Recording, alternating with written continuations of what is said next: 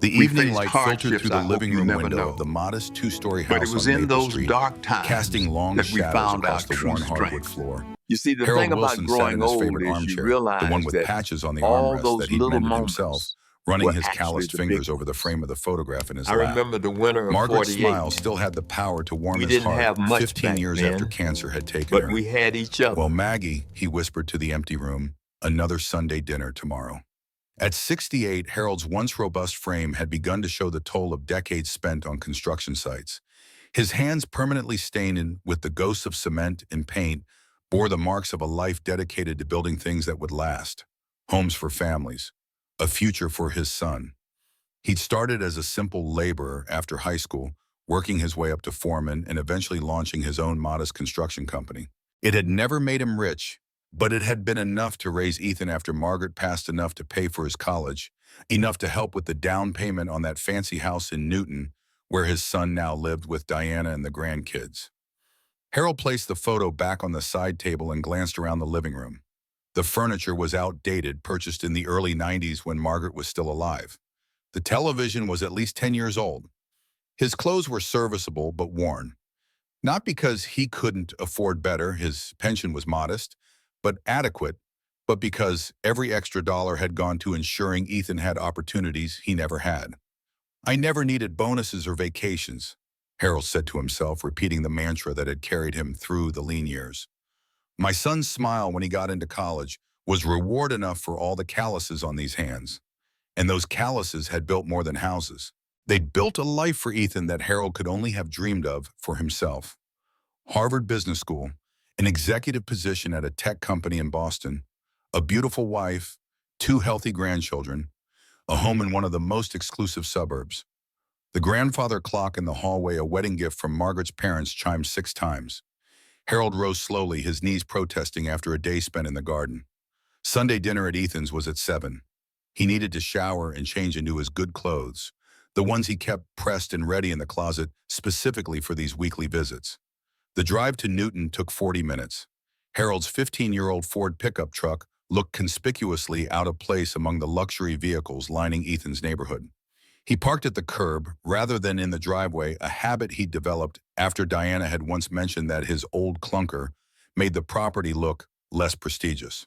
Ethan's house was impressive, a colonial revival with 4 bedrooms, 3.5 bathrooms, a 3-car garage, and a landscaped yard that was maintained weekly by professionals. At $1.2 million, it was more house than Ethan and Diana had initially been able to afford, but Harold had co-signed the mortgage and quietly helped with payments during the first 2 years when Ethan's salary hadn't quite caught up with his ambitions. Harold rang the doorbell, holding a small potted plant he'd grown himself. Diana answered, her smile tightening almost imperceptibly at the sight of him. "Harold, you're here," she said, accepting the plant with a polite nod. She was wearing designer jeans and a cashmere sweater that probably cost more than Harold's entire wardrobe. "Ethan's in his study finishing up some work emails. Come in." Harold stepped into the foyer, wiping his feet thoroughly on the welcome mat. The house smelled of expensive candles and the pot roast Diana's housekeeper had prepared earlier that day. From the living room, he could hear his grandchildren, Michael and Sarah, playing some kind of video game. "Kids' grandpa's here," Diana called, placing the potted plant on a side table where it would likely be forgotten. Michael, 12, and Sarah, 10, emerged from the living room, eyes still half focused on their devices. "Hi, Grandpa," they said in near unison, accepting his hugs with the dutiful patience of children who had been taught to respect their elders but weren't particularly excited by their company. "I brought you something," Harold said, reaching into his jacket pocket and producing 2 small wooden figures he'd carved himself, a bear for Michael and an owl for Sarah. "Made them in my workshop last week." The children accepted the gifts with polite thanks, but Harold could see they didn't quite know what to make of these simple handmade toys. They were accustomed to electronic gadgets and store-bought items with recognizable brand names. From the kitchen, Harold overheard Diana speaking in hushed tones to someone on the phone. "Yes, he's here now. Brought another one of his plants and some wooden toys for the kids." "I know, right? The musty smell from those old clothes of his takes forever to air out. It really brings down the whole aesthetic of the dining room." Harold pretended not to hear, focusing instead on asking his grandchildren about school. He'd long ago learned that addressing Diana's comments only made things uncomfortable for everyone. Better to maintain the peace to focus on the blessing of being welcome in his son's home at all. Ethan appeared from his study 10 minutes later, dressed in pressed chinos and a button-down shirt that Harold recognized as the brand Diana had once pointedly mentioned cost just under $300. "Dad, good to see you," Ethan said, clapping him on the shoulder. "Sorry, had to wrap up some emails to Tokyo. The market doesn't sleep, you know." "No problem, son," Harold replied, following Ethan to the dining room where Diana was arranging the table with the fine china they use for Sunday dinners. "How's work been treating you?" "Actually fantastic," Ethan said, his face lighting up with the excitement Harold remembered from when he was a boy, showing off a good grade. "Just closed a deal that's going to mean a substantial bonus this quarter. We're thinking about getting a Tesla, the new Model X. Diana's been wanting one for ages." "That's wonderful," Harold said, genuinely happy for his son's success, even as he calculated that a new Tesla would cost more than he'd spent on vehicles in his entire lifetime. "You've always had a head for business. Harvard Business School pays off," Ethan replied with a wink, conveniently omitting that Harold had liquidated his modest investment portfolio to help cover the tuition. Dinner proceeded as it usually did. Diana served the pot roast, which was excellent. Ethan dominated the conversation with stories about work colleagues and the country club, where he was considering taking up membership. The children occasionally chimed in about school or activities. Harold mostly listened, asking questions and offering encouragement.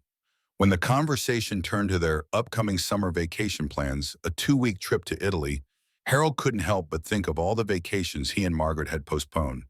They'd always said they'd travel when Ethan was grown, when the mortgage was paid off, when they'd saved enough.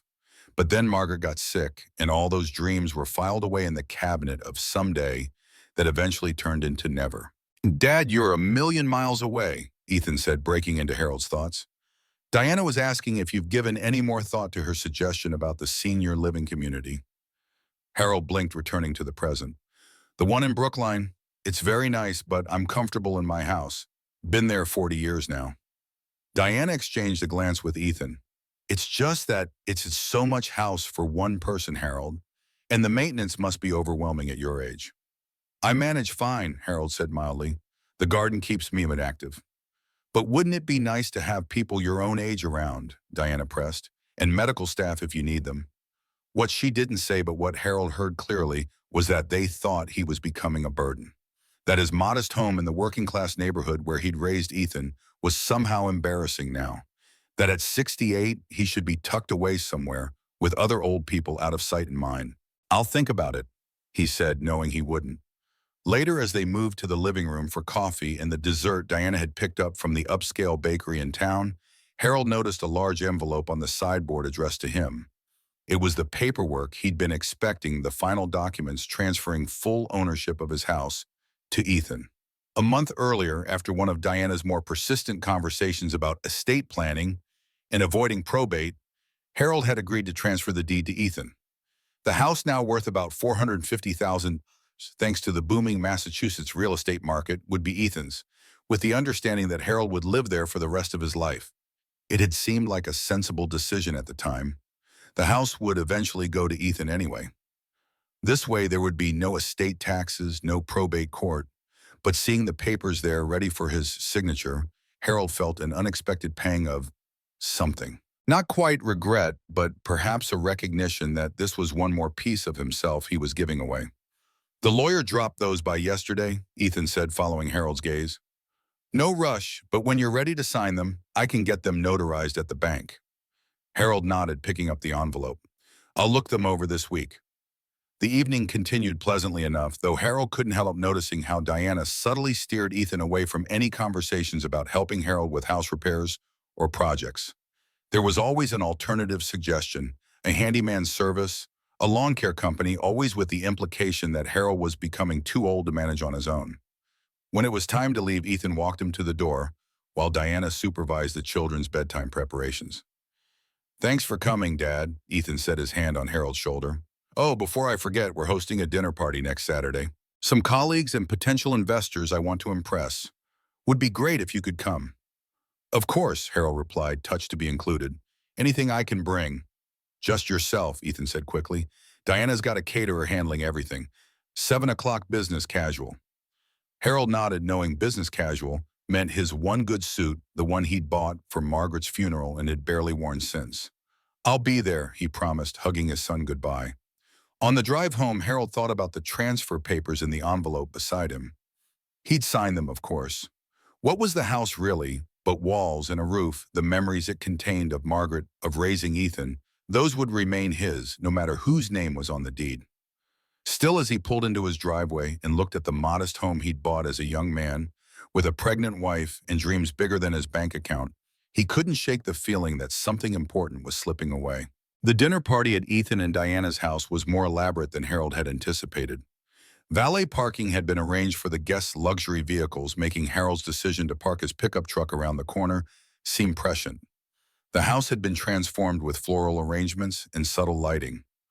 Waitstaff in black and white circulated with trays of appetizers and champagne.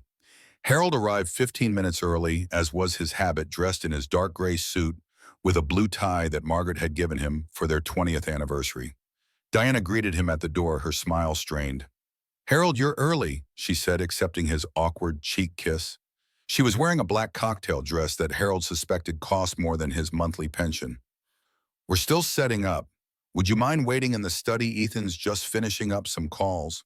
Harold allowed himself to be ushered to Ethan's home office, understanding that Diana didn't want him wandering around while the final preparations were made.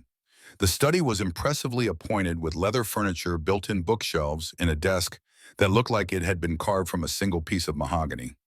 On the walls were Ethan's diplomas, professional certifications, and photos of him with various business leaders and minor celebrities. Notably absent were any photos of Harold or of Margaret. Ethan's laptop was open on the desk, the screen showing an email from Vanguard Investments.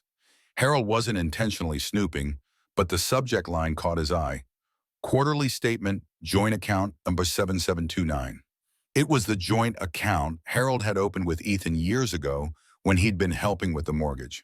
Harold had nearly forgotten about it, assuming Ethan had removed his name once the financial assistance was no longer needed. The fact that it still existed and was still joint was interesting. Ethan entered the study, cutting short Harold's thoughts.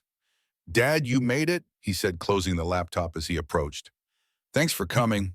Tonight's really important. We've got the CEO and several board members attending, plus some potential investors from Singapore." "Sounds like a big night," Harold said. "How can I help?" Ethan hesitated, choosing his words carefully. "Just be yourself, but maybe keep the construction stories to a minimum. These are sophisticated people and we want them to feel like they're in good company." Harold nodded, understanding perfectly what Ethan was asking. "Don't embarrass us with stories about working with your hands. Don't remind everyone that your son comes from humble beginnings. Be present, but not too present." "I'll let Diana handle the conversation," Harold assured him. The guests began arriving at 7, a parade of expensive suits and designer dresses. Harold was introduced simply as Ethan's father, with no mention of his career or accomplishments. He noticed he was seated at the far end of the table away from Ethan, and the important guest next to an elderly woman who turned out to be the retired mother of one of the board members. The conversation around them flowed freely, fueled by excellent wine and the shared language of wealth and privilege. Harold listened more than he spoke, finding little to contribute to discussions about recent trips to Bali, the challenges of finding good household staff, or the performance of various hedge funds. "It's a constant struggle," said a man Harold had been introduced to as the CFO of Ethan's company. "My parents are in their 70s and refusing to move into assisted living. They insist on staying in that drafty old house in Vermont where I grew up." Several guests nodded sympathetically. "We finally convinced my father to move to Palm Greens," said a woman in a red dress. "He fought it for years, but now he loves it. Plays golf every day, has lady friends for dinner." She laughed, a tinkling sound that somehow managed to be both amused and condescending. "Best decision we ever made for him, even if he didn't know it at the time." "That's the thing about that generation," said another man, gesturing with his wineglass. "They don't always know what's good for them. Sometimes you have to take matters into your own hands." Harold took a sip of water, noting how they discussed their parents as if they were children, incapable of making their own decisions. He wondered if Ethan and Diana had similar conversations about him when he wasn't present. "We're still working on convincing my dad to move to Brookline Estates," Ethan said, glancing down the table at Harold with what might have been apology, but looked more like embarrassment. "It's a process. Well, they can be stubborn, the CFO said. My advice, don't wait too long. The older they get, the harder it is to transition them. Harold felt a chill at the way they discussed transitioning their parents as if they were managing assets rather than human beings with lifetimes of experience and dignity. The dinner itself was exquisite, multiple courses of beautifully presented food that Harold could barely identify, let alone pronounce. He ate carefully, mindful of making any mistakes that might embarrass Ethan. Midway through the main course, as Harold was cutting a piece of what he thought might be duck, his knife slipped, sending a small splash of sauce onto the pristine white tablecloth. "Oh," he said immediately, dabbing at the spot with his napkin. "I'm sorry about that." Instead of the polite assurance he expected, Harold was met with an awkward silence. Diana's face tightened in obvious irritation while Ethan looked mortified. "Dad?" Ethan said, his voice strained with forced patience. "Why don't you let the staff handle that?" The woman in the red dress tittered behind her hand. "It's just like having children at the table again, isn't it? My father's the same way, can't take him anywhere without a bib." More laughter rippled around the table, and Harold felt his cheeks grow warm. He stopped dabbing at the stain and placed his napkin back in his lap, suddenly hyper-aware of every movement he made. "You know," said the CFO, clearly emboldened by the expensive wine, "this is exactly why elder care facilities exist. No offense, Mr. Wilson, but at a certain point, people just can't take care of themselves properly anymore." "Dad's not there yet," Ethan said quickly, but his tone suggested yet was the operative word. "I manage just fine on my own," Harold said quietly, unable to remain silent any longer. "Been taking care of myself for nearly 70 years now." Diana laughed nervously. "Harold still lives in the house where Ethan grew up. It's quaint. But we're discussing options, aren't we, Harold?" Before Harold could respond, the conversation shifted to the merits of various retirement communities, with his presence at the table seemingly forgotten. He sat silently finishing his meal and declining the offer of more wine. As dessert was being served, something involving chocolate and gold leaf, Harold noticed Ethan becoming increasingly intoxicated. His son's face was flushed, his gestures more expansive, his laughter louder. It was unlike Ethan, who typically maintained careful control, especially in professional settings. "So, Ethan," said one of the Singaporean investors, "tell us about your background. Were you always interested in finance?" Ethan laughed, swirling the scotch in his glass.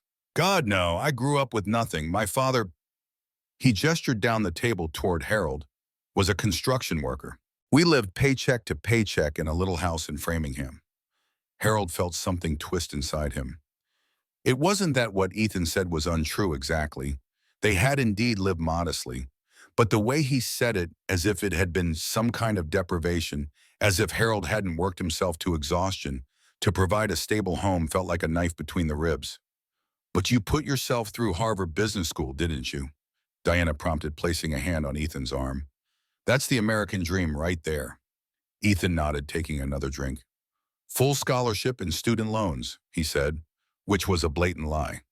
Harold had liquidated his modest retirement account to help pay for that degree, putting his own future security at risk for his son's education. "Worked my way up from nothing." The investors nodded appreciatively, clearly impressed by this narrative of self-made success. Harold stared at his dessert appetite gone. He'd never expected gratitude for the sacrifices he'd made.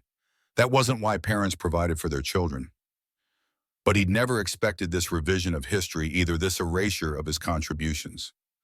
The conversation continued with Ethan painting himself as a bootstrapping success story who had overcome the limitations of his working-class background through sheer grit and intelligence. Each word felt like another small betrayal, another denial of all Harold had given. When the coffee was served, Harold excused himself to use the restroom. In the hallway, he paused, steadying himself against the wall, suddenly feeling every one of his 68 years. "He's becoming such a liability," he heard Diana's voice from the dining room. "Did you see that mess he made with the sauce?" I know," Ethan replied, his words slightly slurred. "We're working on the Brookline situation. Once the house transfer is complete, we'll have more leverage." "Good," said another voice, the CFO, Harold thought. "These things are never easy, but sometimes you have to be firm. My father resisted too, but in the end, he didn't really have a choice." Harold returned to the bathroom, closing the door quietly behind him. He stared at his reflection in the mirror, the lined face, the gray hair, the tired eyes. When had he become a situation to be managed? When had his son started seeing him not as the man who had raised him, but as a burden to be strategically handled? After composing himself, Harold returned to the dining room just as the conversation had turned to a golfing trip. Several of the men were planning to Pebble Beach. "You play Mr. Wilson?" asked one of the board members, perhaps trying to politely include him. "No," Harold replied simply. "Never had the time or money for golf." An uncomfortable silence followed, broken by Diana quickly changing the subject. As the evening wound down and guests began to depart, Harold prepared to make his exit as well. He thanked Diana for dinner and was looking for Ethan to say goodbye when he heard raised voices from the kitchen. "I can't believe you mentioned the scholarship thing," Diana was saying, her voice tight with anger. "Your father was sitting right there. What if he'd contradicted you?" "He wouldn't," Ethan replied dismissively. "And anyway, it's not like Chen is going to fact-check my Harvard funding." It made for a better story. "Well, it was risky, and you need to stop drinking so much at these events. You nearly knocked over your water glass. Between you and your father, it's like managing children." Harold stepped back, not wanting to eavesdrop further. He found Ethan's assistant and asked her to tell his son he was leaving, then slipped out the front door without further goodbyes. The night air was cool against his face as he walked to his truck around the corner. He sat behind the wheel for a long moment before starting the engine, replaying the events of the evening in his mind. The lies about Harvard, the plans for leverage once the house was transferred, the comparison to a child who couldn't care for himself. Each recollection stung afresh. Harold had always known Ethan had grown different from him, more ambitious, more focused on material success. But until tonight, he hadn't realized how completely Ethan had rewritten their history, erasing Harold's sacrifices in favor of a narrative that cast himself as the sole author of his success. As he drove home through the quiet streets, Harold thought about the transfer papers sitting on his desk, still unsigned. For the first time, he wondered if signing them would be a mistake. The following Sunday, Harold called Ethan to say he wouldn't be able to make dinner due to a touch of the flu. It was a small lie, but he needed time to think, to process what he'd learned at the dinner party. Instead of resting, however, Harold spent the day going through his files, insurance policies, bank statements, property documents, and the paperwork for that joint account he'd glimpsed on Ethan's computer. What he found disturbed him deeply. The joint account, which Harold had opened to help Ethan with house payments during those first lean years, had never been closed. Instead, Ethan had been using it for personal expenses, luxury vacations, Diana's Jewelry Country Club, memberships, all while Harold's name remained on the account, potentially making him liable for any issues that might arise. More concerning was the mortgage paperwork. Harold had co-signed 5 years ago, helping Ethan secure a better interest rate with his excellent credit history. But contrary to what Ethan had told him, Harold had never been removed as a co-borrower. He was still legally responsible for an $875,000 loan on a house where he was increasingly made to feel unwelcome. Then there were the personal loans, $65,000 over 3 years to help with credit card debt, car down payments, and home renovations. Loans that Ethan had promised to repay, but which had gradually been reframed as gifts in their conversations. Harold sat at his kitchen table, surrounded by papers that told a story very different from the one Ethan had presented to his colleagues. Not the story of a self-made man who had pulled himself up by his bootstraps, but of a son who had repeatedly relied on his working-class father's financial support while simultaneously distancing himself from that same background. The transfer papers for the house lay untouched on the corner of the table. Harold had been about to sign them last week before the dinner party. Now he wasn't so sure. His thoughts were interrupted by the ringing of the doorbell. To his surprise, Ethan stood on the porch, a container of soup in his hands. "Dad," he said, looking genuinely concerned, "Diana said I should check on you. Real flu can be dangerous at your age."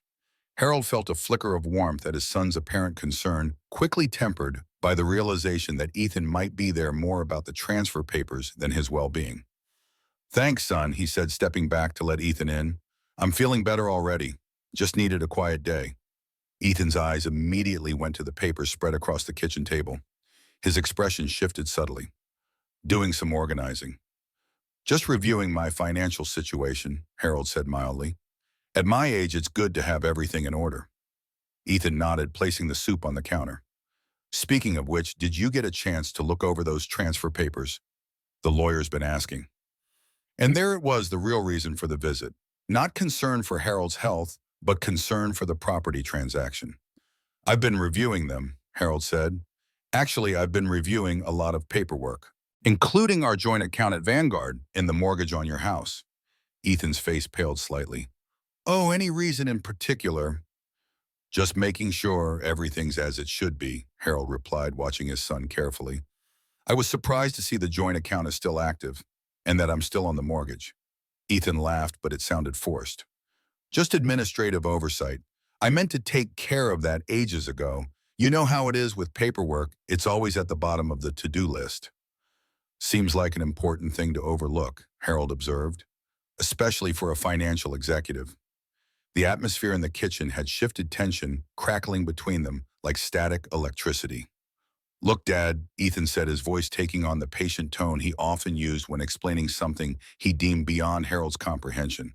It's just been convenient to keep things as they are. But if you're worried, I can take care of it this week. Harold nodded, saying nothing. So about those transfer papers, Ethan prompted again. I'm still thinking about it, Harold said. No rush, right? It's not like I'm planning to go anywhere anytime soon. Something flashed in Ethan's eyes, frustration, perhaps, or calculation. Of course not, but it would be good to get it done for estate planning purposes. I understand, Harold said, though he was beginning to understand far more than Ethan realized. I'll let you know when I've made a decision. Ethan left shortly after the soup container, still sitting untouched on the counter. Harold watched from the window as his son's BMW pulled away the expensive car, a stark contrast to the modest neighborhood where he'd been raised. For the first time, Harold wondered if Ethan's insistence on the house transfer had less to do with estate planning and more to do with securing an asset he already considered his own. The following week passed quietly. Harold begged off Sunday dinner again, citing lingering fatigue from his flu. Instead, he spent the time continuing his financial audit, discovering more disturbing patterns in how Ethan had leveraged their relationship for financial gain, while simultaneously distancing himself socially and emotionally. The next Saturday, however, brought another dinner invitation, this one impossible to decline. Michael's 12th birthday was being celebrated with a family dinner, and Harold's absence would be too conspicuous. The party was smaller than the business dinner, but no less elaborate. Diana had arranged for a professional chef to prepare Michael's favorite foods, and the dining room had been decorated with what appeared to be professionally designed sports-themed decor. Harold brought a gift he'd made himself, a hand-carved chess set with pieces designed to represent Michael's favorite fantasy characters from the books he enjoyed. It had taken Harold months of evening work, each piece crafted with painstaking attention to detail. When Michael opened it, his initial reaction was polite confusion. Thanks, Grandpa, he said, examining one of the pieces. It's really detailed. I can teach you to play, Harold offered. It's a game that requires strategy and thinking ahead. Michael already has chess on his iPad, Dana interjected smoothly. But this is very rustic. We could put it on display in the game room. Harold nodded, trying not to show his disappointment. He'd hoped the gift might create a connection, a reason for Michael to spend time with him, learning the game. Instead, it had been relegated to a decorative curiosity, something to be looked at rather than used. The dinner proceeded with the usual pattern. Ethan dominated the conversation with stories about work. Diana managed the logistics of serving and hosting, and Harold observed from the periphery. The children were more animated than usual, excited by the birthday celebration, but Harold still felt the invisible wall that had seemed to separate him from the family his son had created. After dessert, as Diana was organizing the children for bed, despite their protests, Ethan pulled Harold aside in the study. Dad, he said, closing the door for privacy. I wanted to talk to you about something important. Harold nodded, taking a seat in one of the leather armchairs. What's on your mind, son? The house transfer, Ethan said, getting straight to the point. It's been 2 weeks and you still haven't signed the papers. Is there a problem? Harold considered his words carefully. I've been thinking about it a lot. And about other things, too. The joint account, the mortgage, the loans. Ethan's expression tightened. I told you those are administrative oversights. I'm planning to fix them. Are they, though? Harold asked quietly. Or is it convenient to keep my name on the accounts in the mortgage, to maintain access to my assets while keeping me at arm's length? What are you talking about? Ethan said, his voice rising slightly. I've never taken advantage of you. The $65,000 in loans that were never repaid, Harold said. The joint account you've been using for luxury purchases. The mortgage I'm still legally responsible for on a house where I'm made to feel like an embarrassing guest. Ethan's face flushed. That's not fair. We've always welcomed you here. Have you? Harold asked. At the dinner party, you told your colleagues you paid for Harvard on scholarships and loans. You didn't mention that I liquidated my retirement account to help you. You seated me at the far end of the table away from the important guests. Diana refers to me as Ethan's father rather than by name. You're being overly sensitive, Ethan said dismissively, and bringing up ancient history. So what if I simplified my Harvard story? It makes for better networking. It wasn't just simplified, Harold said. It was a lie that erased my contribution. Just like you've been erasing me from your life while still benefiting from my financial support. The study door opened and Diana looked in, her expression shifting from social smile to concern as she read the tension in the room. Everything okay in here? She asked. Fine, Ethan said tightly. Dad's just having some concerns about the house transfer. Diana's eyes narrowed slightly. What concerns, Harold? It's a straightforward transaction that benefits everyone. You get to stay in the house for life, and Ethan avoids probate later. It's simple estate planning. Harold looked between his son and daughter-in-law, seeing clearly for the first time the united front they presented, not out of malice perhaps, but out of a shared worldview that valued status and financial advantage above emotional bonds. I'm still considering it, Harold said finally. It's a big decision. Diana exchanged a glance with Ethan, something unspoken passing between them. Well, don't consider too long, she said, her tone carefully light. The lawyer charges by the hour for all these consultations. After they returned to the living room, the evening continued with superficial pleasantries, but the undercurrent had changed. Harold could feel Ethan and Diana watching him, evaluating him, perhaps recalculating their approach. When it was time to leave, Ethan walked him to the door. Dad, he said, his voice low, I hope you know everything we're doing is for the best, for all of us. The house transfer makes financial sense. I understand the financial aspects, Harold replied. It's the other aspects I'm not so sure about anymore. Ethan's jaw tightened. What's that supposed to mean? It means I'm going to take some more time to think, Harold said. Good night, son. The drive home was quiet with only the sound of the pickup's engine and Harold's thoughts for company. He felt a deep sadness settling over him like a heavy blanket, not just for the way Ethan had changed, but for his own blindness to it. How long had he been ignoring the signs, making excuses, pretending that his son's increasing distance was natural rather than calculated? The following week brought another invitation, this time to a Sunday brunch at Ethan and Diana's house. The text message mentioned that a few friends were joining them, but when Harold arrived, he found a much larger gathering than anticipated. At least 20 people milled around the expansive back patio, many of whom Harold recognized from the previous dinner party. Diana greeted him with her usual polite distance, directing him to the buffet table.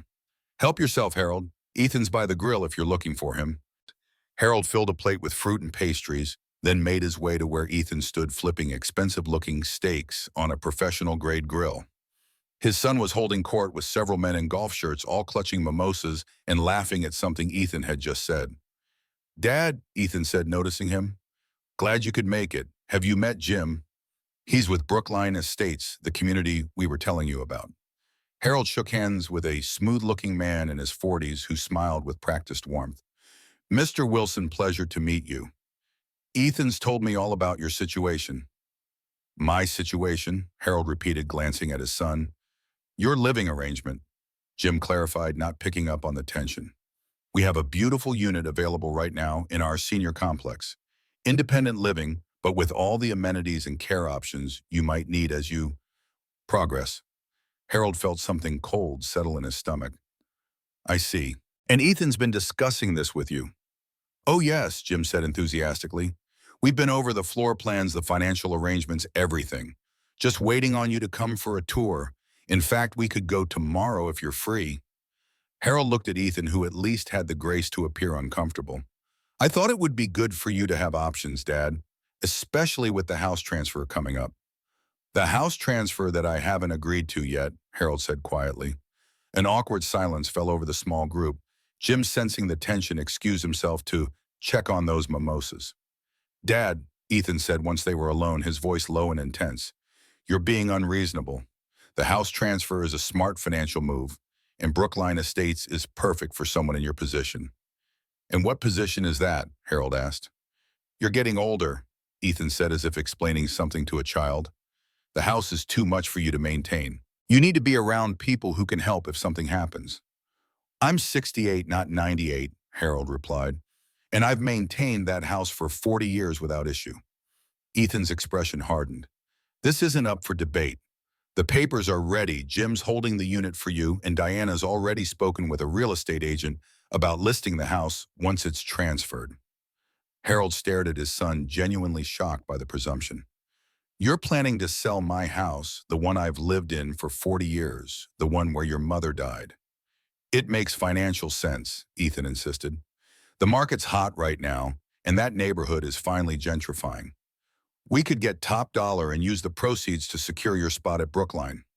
"No," Harold said, the word falling between them like a stone. "I'm not signing the transfer. I'm not moving to Brookline Estates, and I'm not selling my home." Ethan's face flushed with anger. "Don't be stubborn, Dad. This isn't just about you. It's about what's best for the family." "The family," Harold repeated, "or what's best for you and Diana?" "What's that supposed to mean?" Ethan demanded. Before Harold could respond, Diana appeared at Ethan's side, her smile fixed in place but her eyes calculating. "Everything okay here? The Chens are asking about your investment strategy, Ethan." "Fine," Ethan said tersely. "Dad and I were just discussing his living situation." "Oh, good," Diana said, turning her attention to Harold. "Did Ethan tell you we've already reserved the deposit on the Brookline unit? It's really lovely, Harold. Much more appropriate for someone at your stage of life." Harold looked between them, seeing clearly the united front they presented. Not malicious, perhaps, but determined to arrange his life according to their convenience and financial benefit, with little regard for his wishes or dignity. "I should go," Harold said quietly. "Dad, don't be like that," Ethan said, his tone a mixture of exasperation and condescension. "We're just trying to help." "I'm not sure that's what this is," Harold replied. He set his barely touched plate on a nearby table. "Thank you for brunch. I'll see myself out." As Harold walked through the house toward the front door, he overheard Diana speaking to one of her friends. "Elderly parents can be so difficult. They just don't understand what's best for them." The drive home was a blur, Harold's thoughts racing as he processed what he'd just learned. Ethan and Diana weren't simply suggesting a senior community. They had already made arrangements, paid deposits, and planned to sell his house out from under him once the transfer was complete. It was a betrayal so complete that Harold couldn't quite grasp it all at once.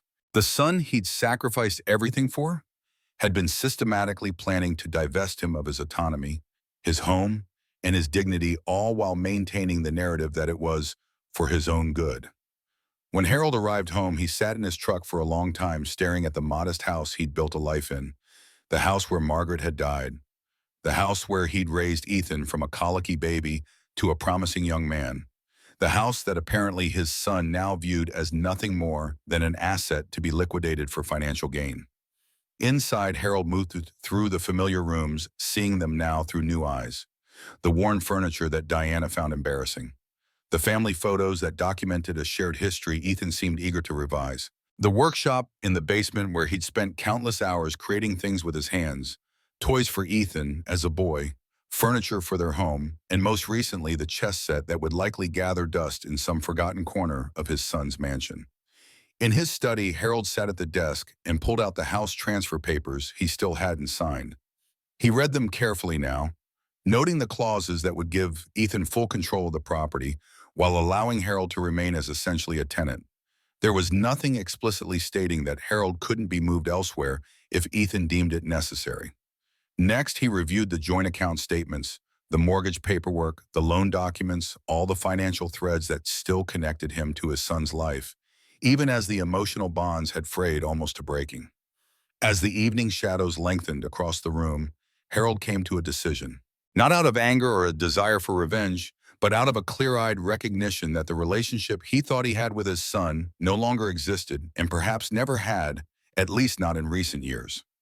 He would need to speak with a lawyer, his bank, maybe a financial advisor. He would need to sever the financial entanglements that Ethan had maintained while simultaneously pushing Harold to the periphery of his life. It wouldn't be about punishment. It would be about reclaiming his dignity, his autonomy, and whatever years he had left. The following Sunday, Harold didn't call to cancel dinner. He simply didn't show up. When Ethan texted, then called Harold, let the messages go to voicemail. He needed time to think, to plan, to decide on the right course of action. Monday morning, Harold made an appointment with an attorney, not the family lawyer who had drawn up the transfer papers, but a new one recommended by a former colleague. He needed independent advice from someone with no connection to Ethan or his interests. As he drove to the appointment, Harold thought about the dinner party again, about the moment that had clarified everything. Not just Ethan's lies about Harvard or Diana's thinly veiled contempt, but the plans they'd been making without his knowledge or consent.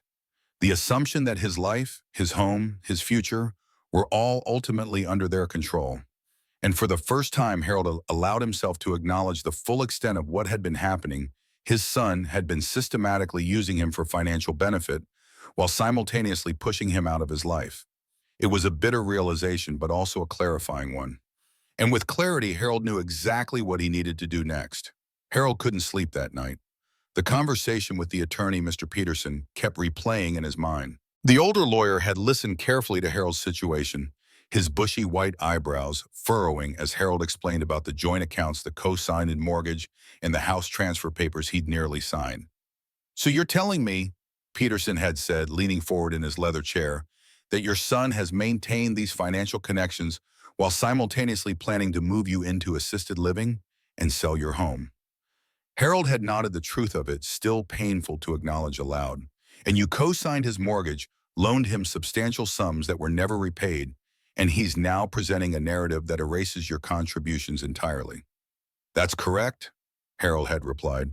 Peterson had removed his glasses, polishing them thoughtfully with a handkerchief. Mr. Wilson, I've been practicing elder law for 40 years. What you're describing is unfortunately not uncommon. Children who view their parents as financial resources rather than people deserving of respect and autonomy. Now staring at the darkened ceiling of his bedroom, Harold considered Peterson's advice. The attorney had outlined several options, all perfectly legal, all within Harold's rights. But taking those steps would irrevocably change his relationship with Ethan. It would make explicit what had been implicit in recent years, that the bond between them had fundamentally changed.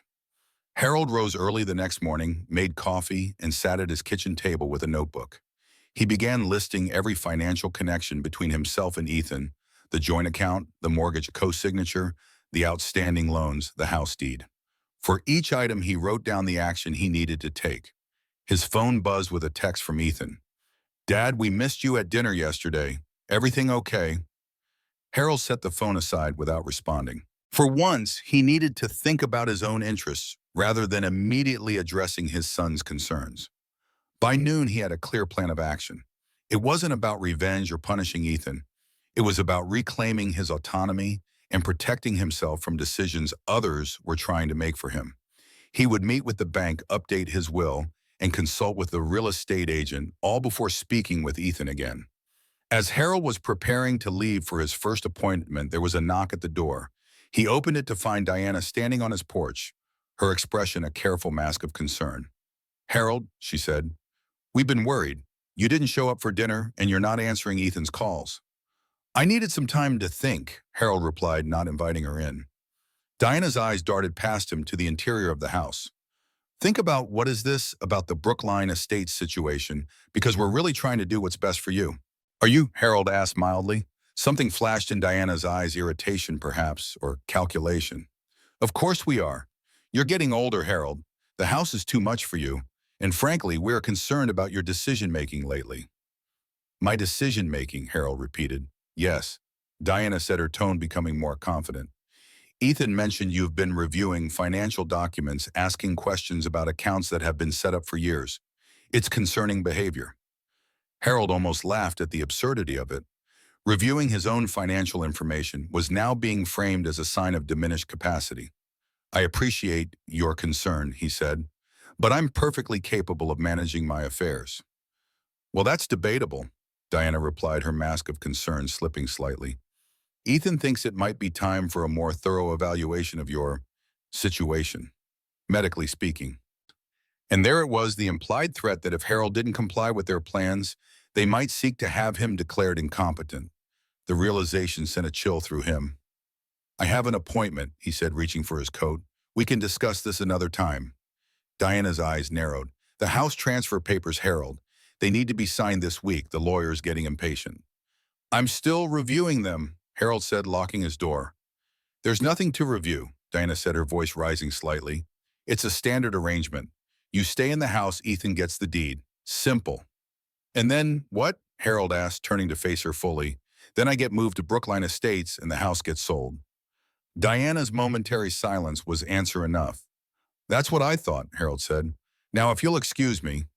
He walked past her to his truck, feeling her eyes boring into his back. As he pulled away, he saw her in the rearview mirror, already on her phone, undoubtedly calling Ethan. The bank was Harold's first stop. The manager, Mr. Chen, was a man in his 50s who had known Harold for years. "Mr. Wilson," he said, ushering Harold into his office. "What can I do for you today?" Harold explained about the joint account with Ethan, how it had been established to help with the mortgage, but had since been used for other purposes. "I'd like to remove my name from the account," he said. "Or if that's not possible, freeze it and open a new account solely in my name." Chen nodded, typing on his computer. "I can see the account here. It's a joint account with equal access and withdrawal rights. You're within your rights to withdraw your portion and close your connection to it." "And what about liability?" Harold asked. "If there are debts or overdrafts associated with the account." "As a joint holder, you're jointly responsible," Chen confirmed. "Which is why separating yourself is a prudent move if you're concerned." "I am," Harold said simply. Chen walked him through the process of withdrawing his funds, approximately $47,000, his share of the balance, and transferring them to a new account solely in his name. He also helped Harold update the contact information and security protocols on all his accounts, ensuring that Ethan no longer had access. "There's one more thing," Harold said. "The mortgage on my son's house. I'm a co-signer, but I'd like to review the terms and understand my options." Chen pulled up the mortgage information. "It's a substantial loan, $875,000, with a current balance of approximately $780,000. As co-signer, you're equally responsible for the payments." "And if I wanted to remove myself as co-signer," Chen's expression turned grave. "That's more complicated. The lender approved the mortgage based partly on your credit history and income. Removing you would essentially require refinancing the loan, which would need your son's cooperation and potentially a higher interest rate for him." Harold nodded, making a note in his book. This would be a conversation for Peterson, his lawyer.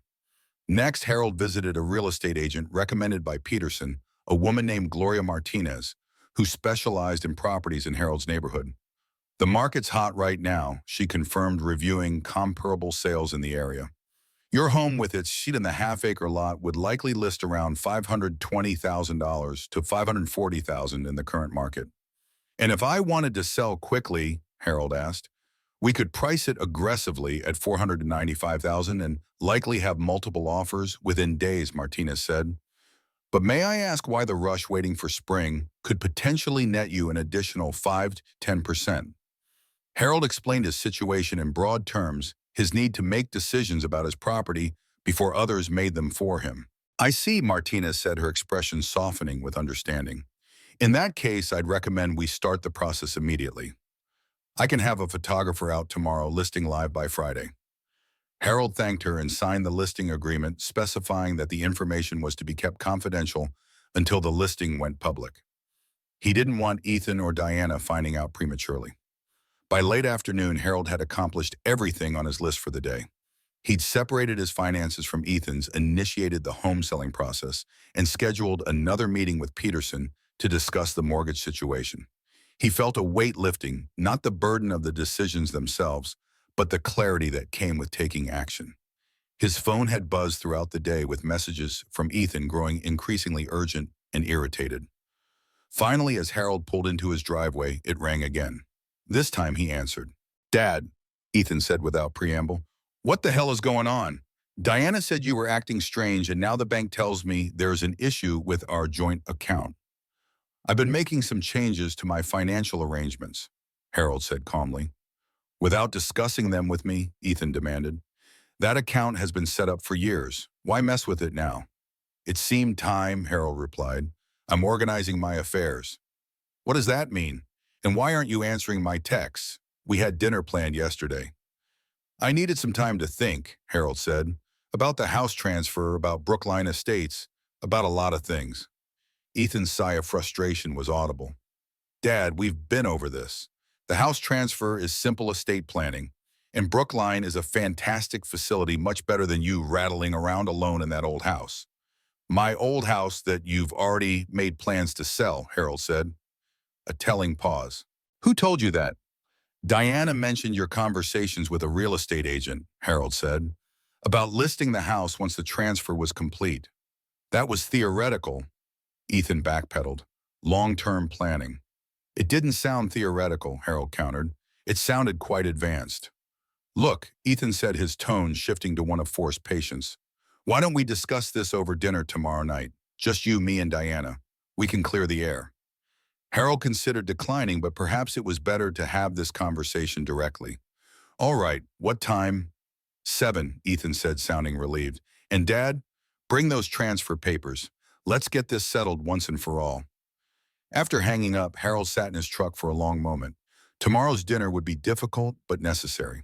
It would be the first time he'd confront Ethan directly about what he'd discovered, about the plans being made, without his input about the systematic financial entanglement that benefited Ethan while undermining Harold's autonomy. But first, there was one more thing he needed to do. Harold drove to a locksmith in town and arranged to have all the locks on his house changed the following morning. If things went poorly at dinner, he wanted to ensure his home remained secure. The next evening, Harold arrived at Ethan and Diana's house precisely at 7, dressed in his good suit, but without the house transfer papers. The atmosphere was tense from the moment he walked in, with Diana's smile not reaching her eyes, and Ethan watching him with barely concealed impatience. Dad, Ethan said after cursory greetings, where are the transfer papers? I didn't bring them, Harold replied, taking a seat in the living room. I've decided not to sign them. Ethan and Diana exchanged glances. That's not really an option at this point, Diana said, her voice tight. We've already made arrangements based on the transfer proceeding. Arrangements I wasn't consulted about, Harold pointed out. Because they're for your benefit, Ethan said, pouring himself a scotch without offering one to Harold. You're being stubborn about this, and frankly, it's concerning. What's concerning, Harold countered, is discovering that my son and daughter-in-law have been making plans to sell my home and move me into a facility without my knowledge or consent. It's not like that, Ethan protested, though his eyes slid away from Harold's direct gaze. It's exactly like that, Harold said. You've arranged a unit at Brookline Estates, spoken with real estate agents about listing my house, and tried to pressure me into signing away my property rights, all while maintaining financial entanglements that benefit you and potentially put me at risk. Diana's facade cracked slightly. This is ridiculous. We're trying to help you, Harold. The house is too big for you, too much maintenance. Brookline has activities, medical care, people your own age. I don't want or need those things, Harold said firmly. I'm comfortable in my home. This isn't just about what you want, Ethan said, his voice rising. It's about what makes sense for everyone. The house is a valuable asset that's just sitting there depreciating while you rattle around in it alone. And there it was, the truth behind all the concern and planning. The house wasn't seen as Harold's home of 40 years, the place where he'd raised his family and built his life. It was an asset that wasn't being properly leveraged for financial gain. The house is mine, Harold said quietly. Not yours, not Diana's, not an asset to be liquidated, mine. Ethan drained his scotch and poured another larger one. Actually, that's debatable.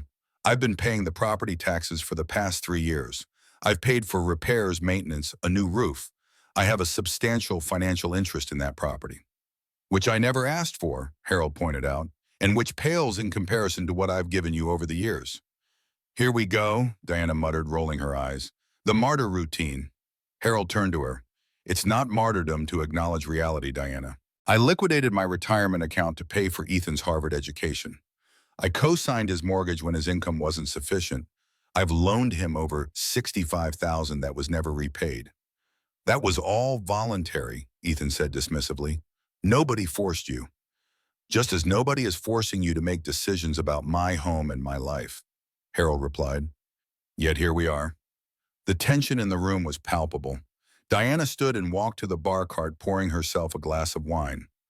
This is getting us nowhere, Strom. Harold, the fact remains that you're getting older.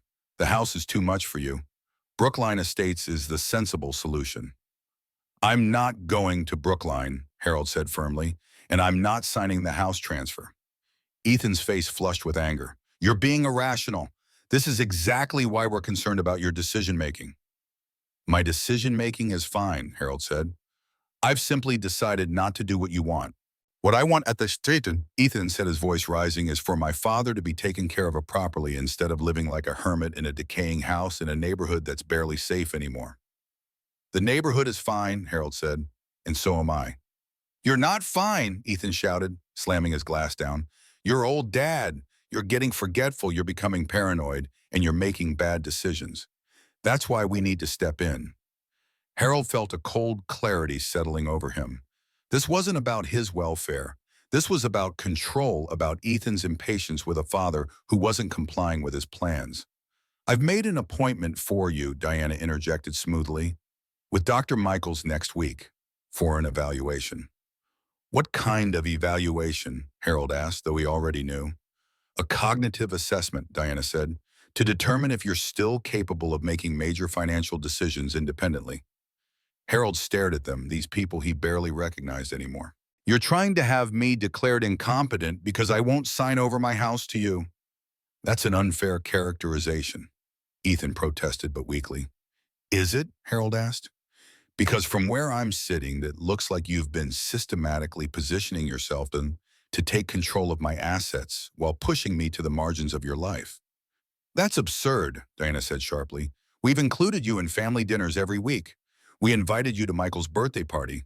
We're trying to help you. You've included me as an obligation, Harold corrected. Seated me at the far end of the table at parties, introduced me as Ethan's father, rather than by name, made it clear through 1,000 small gestures that I'm an inconvenience to be managed, rather than a person to be respected. Ethan's face darkened with anger. This is the thanks we get for looking out for you, for planning for your future, for making sure you're taken care of. I never asked for that kind of care, Harold replied. What I ask for, what any parent asks for, is basic respect and consideration. Respect, Ethan repeated, his voice dripping with derision. You want respect for what exactly?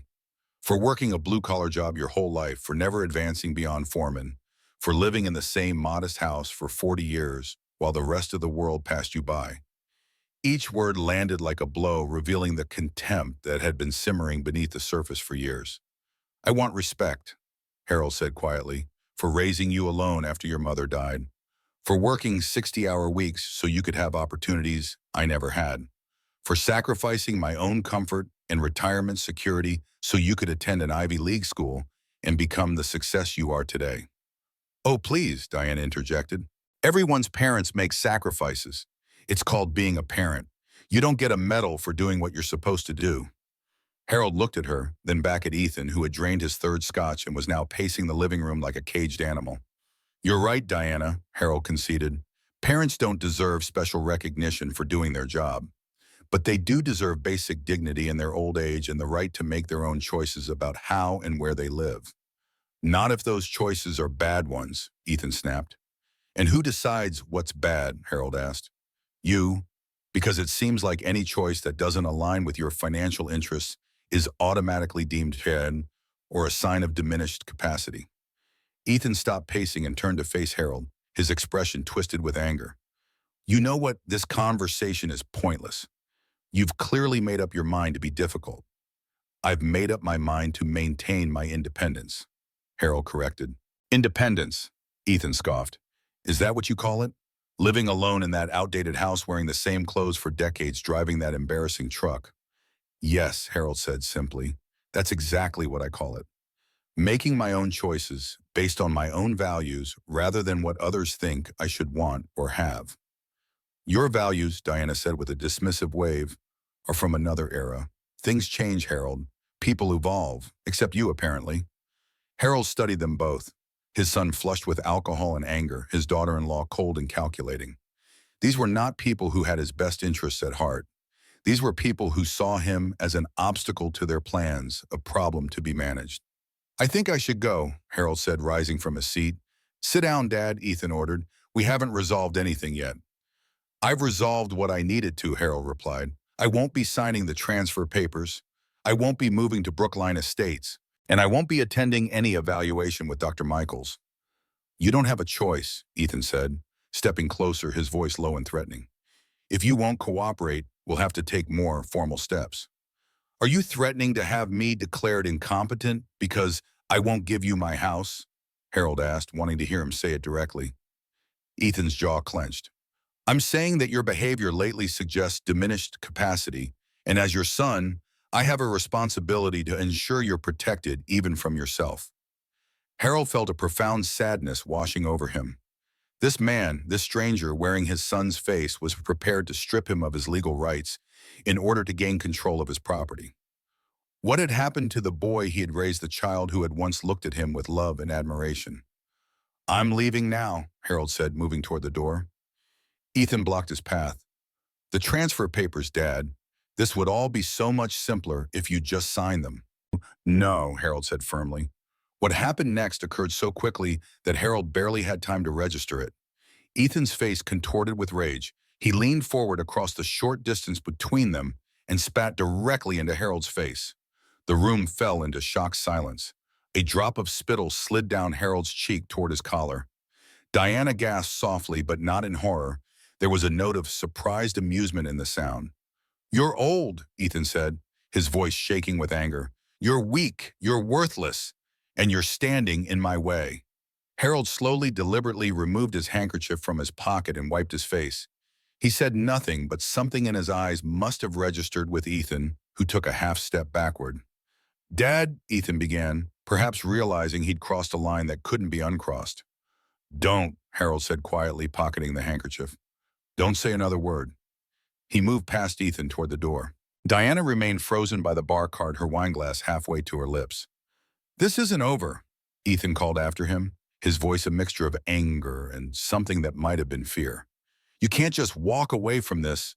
But Harold could and did. He walked out the front door, closed it behind him, and made his way to his truck. His hands were steady as he inserted the key into the ignition. His breathing was calm. To an observer, he might have appeared unaffected by what had just transpired. Inside, however, something fundamental had shifted. The moment Ethan's spittle had landed on his face, Harold had crossed a threshold.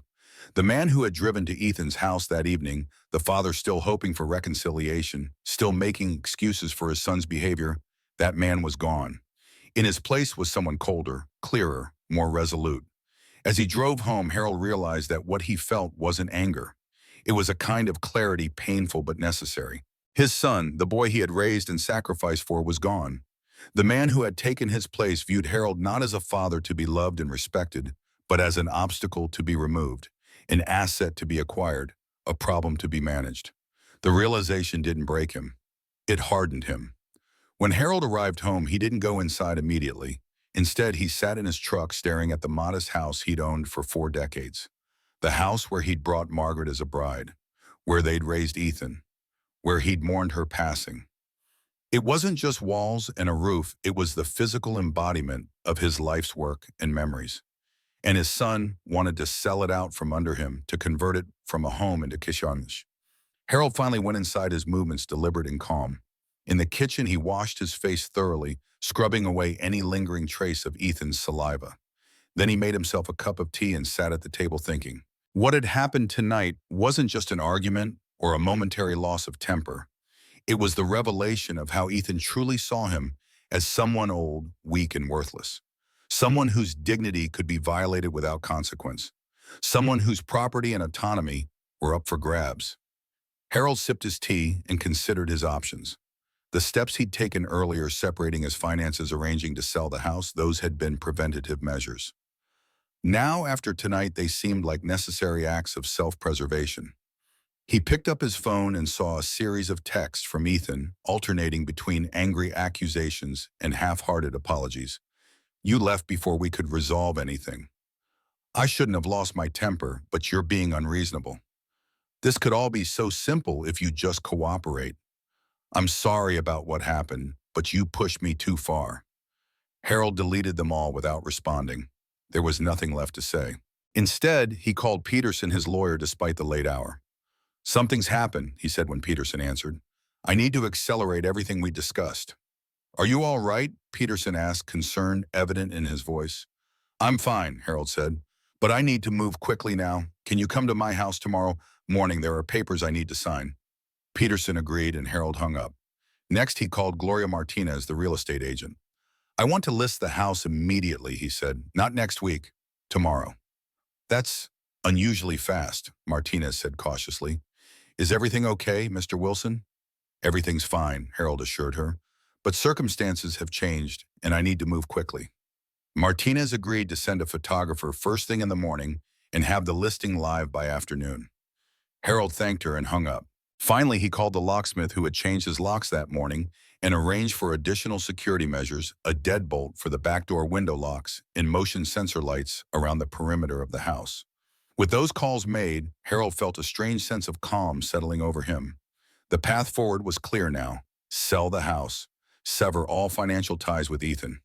Start fresh somewhere new, somewhere without the painful associations that now clouded every corner of his life here. It wasn't revenge he wanted. It was freedom from expectations, from manipulation, from the constant erosion of his dignity. Freedom to live his remaining years on his own terms without being treated as a burden or a resource to be exploited. The next morning dawned clear and cold. Harold was already awake, having slept little. He made coffee and began systematically sorting through his belongings, deciding what to keep, what to donate, what to discard. It was a task he'd been postponing for years, but now it felt urgent and necessary. Peterson arrived at 9 carrying his briefcase and wearing an expression of professional concern. You sounded upset last night, he said after Harold had ushered him into the kitchen and offered him coffee. What happened? Harold recounted the previous evening's confrontation, including Ethan's shocking act of spitting in his face. Peterson's expression darkened as he listened. That crosses a line, the lawyer said when Harold had finished. From financial manipulation to outright elder abuse. I wouldn't go that far. Harold demurred, uncomfortable with the term despite what had happened. I would, Peterson said firmly. And a court likely would too, but let's focus on protecting you and your assets, which is why I'm here. He opened his briefcase and removed several documents. Based on our previous conversation, I've prepared everything we discussed. Revocation of the power of attorney. Ethan currently holds removal of his name from your medical directives and an injunction preventing him from seeking guardianship without due process and independent medical evaluation. Harold reviewed and signed each document, feeling a weight lifting with each signature. These weren't acts of anger or retribution. They were necessary steps to protect himself from a son who had demonstrated he couldn't be trusted with Harold's welfare. What about the mortgage? Harold asked. I'm still a co-signer. Peterson nodded grimly. That's more complicated. You can't unilaterally remove yourself without Ethan's cooperation.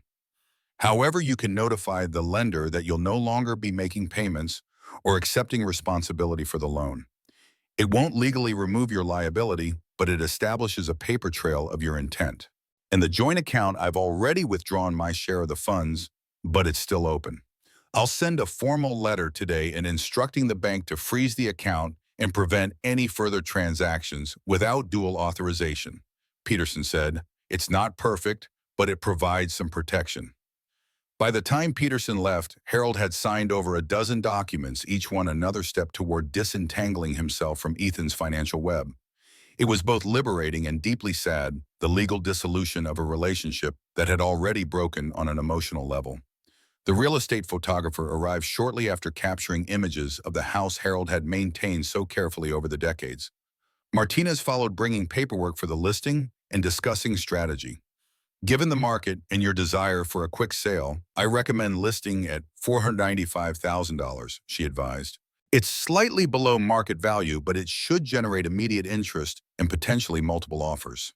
Harold agreed, signing the listing agreement and additional disclosures. The house would officially go on the market the following morning. As Martinez was leaving, a car pulled into the driveway, Ethan's BMW. Harold thanked Martinez for her help and saw her out the front door, nodding politely as she passed Ethan on the walkway. Dad, Ethan said, his expression a carefully arranged mask of contrition. We need to talk about last night. I don't think there's anything to discuss, Harold replied, not inviting him in. Ethan noticed the locksmith's van parked across the street where the technician was gathering tools for the additional security installations. His eyes narrowed. You changed the locks. Yes, Harold said simply. That's ridiculous, Ethan sputtered. I have a key to this house. I've always had a key. Not anymore, Harold said. Who was that woman leaving just now? Ethan demanded, changing tactics. The one with the portfolio case. A business associate, Harold said. Ethan's expression darkened. What are you up to, Dad? If this is some kind of retaliation for last night. It's not retaliation, Harold interrupted. It's self-preservation. Self-preservation, Ethan repeated incredulously. From what your own family, the people trying to help you. From the man who spat in my face when I refused to sign over my house to him, Harold said quietly.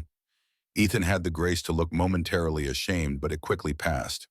I lost my temper. It was wrong and I'm sorry, but you're still not thinking clearly about your situation.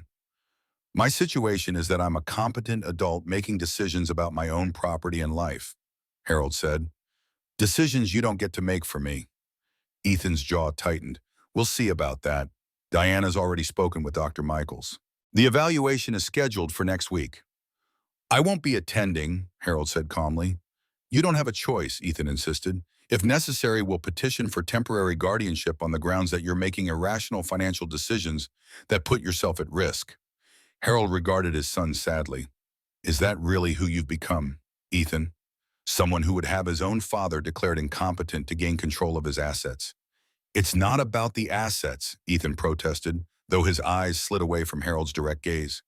It's about ensuring you're properly cared for. No, Harold said firmly. It's about the house and the money and your convenience. It's always been about that. Ethan's face flushed with anger. You're being paranoid and irrational, which only proves my point about your declining capacity. I'm being clear-eyed, Harold corrected, perhaps for the first time in years when it comes to you. They stood facing each other across the threshold, father and son connected by blood, but separated by a chasm of values and perception that seemed unbridgeable. This isn't over, Ethan said, finally turning to leave. You can change your locks, but you can't shut me out of decisions about your welfare. I have rights as your next of kin. And I have rights as a competent adult, Harold replied.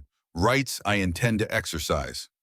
He watched as Ethan stalked back to his car and drove away, tires squealing slightly on the pavement, a small but telling display of childish anger from a man who prided himself on sophistication and control.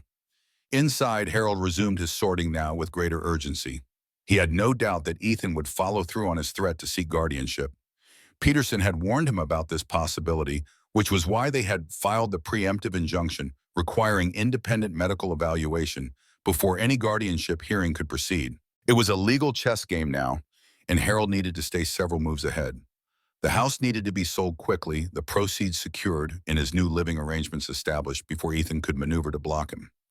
By late afternoon, the locksmith had completed the additional security installations, and Harold's house was now as secure as a modest suburban home could reasonably be.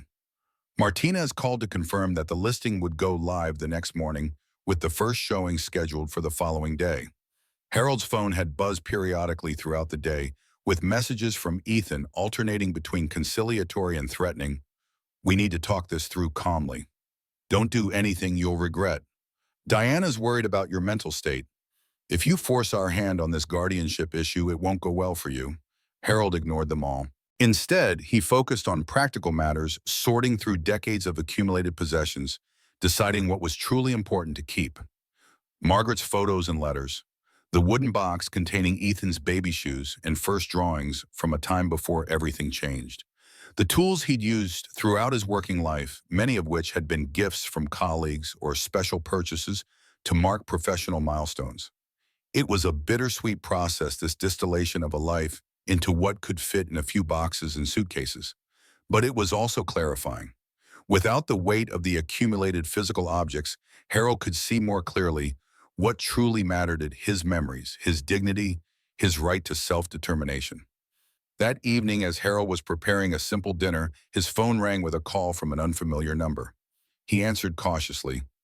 Mr. Wilson, this is Dr. Michaels. Ethan asked me to call you directly about scheduling your evaluation. Harold's grip on the phone tightened.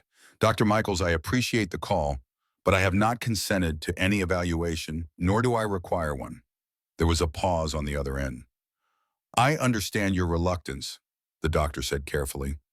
However, your son has expressed significant concerns about recent changes in your behavior and decision-making.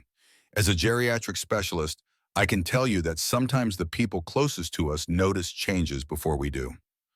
With all due respect, Harold replied, my son's concerns are primarily motivated by financial interests, not genuine concern for my welfare. That's a serious allegation, Dr. Michaels said, sounding taken aback. It's also accurate, Harold said. My son and daughter-in-law have been planning to move me into assisted living and sell my home without my knowledge or consent. When I refused to cooperate, my son became physically threatening. There was another longer pause.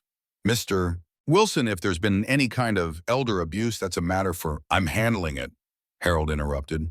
And part of handling it is declining this evaluation, which I believe has been arranged as a pretext for seeking guardianship over me and my assets.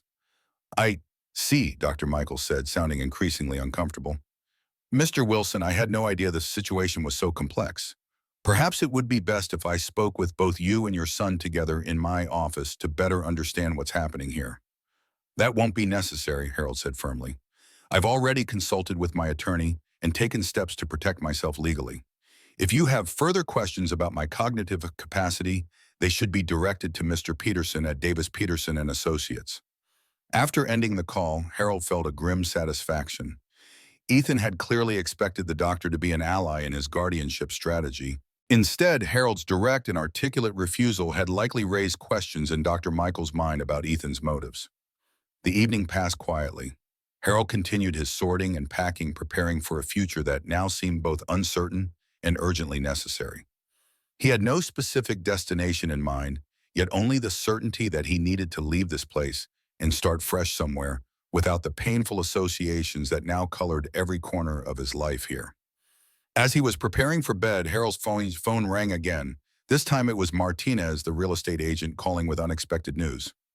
Mr. Wilson, I know this is unusual, but one of our premier clients saw the preliminary photos of your home today before the listing even went live and wants to make an offer immediately.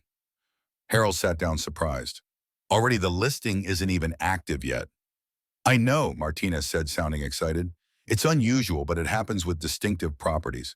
This client is an investor who buys properties in neighborhoods he believes are up and coming. He's offering $10,000 all cash with a 7-day closing period. Harold was momentarily speechless. The offer was $15,000 above the planned listing price, and the rapid closing period was exactly what he needed given Ethan's threats. There's one more thing, Martinez added. He's willing to let you rent back the house for up to 60 days after closing while you arrange your next living situation. Standard rate would be about $2,500 per month. It was almost too perfect a quick sale at above asking price with the flexibility to stay temporarily while he finalized his plans. Harold asked Martinez to send over the offer documents immediately, which she promised to do. After hanging up, Harold sat at his kitchen table feeling a strange mixture of emotions. Relief that the house would sell quickly and cleanly, sadness at the impending loss of the home he'd loved for so long, and a quiet, steely determination to see this process through to free himself from Ethan's manipulations and start anew on his own terms. The following morning, Peterson arrived early to review the purchase offer with Harold. It's a solid offer, the lawyer confirmed after examining the documents. The buyer appears legitimate, the terms are favorable, and the quick closing works in your favor given the circumstances. Harold signed the acceptance documents, feeling both a weight lifting and a new heaviness settling in his chest. This house had been his anchor for 40 years. Selling it was necessary, but not without emotional cost. What about the proceeds? Harold asked. I'm concerned about keeping them secure given Ethan's threats. Peterson nodded, understanding.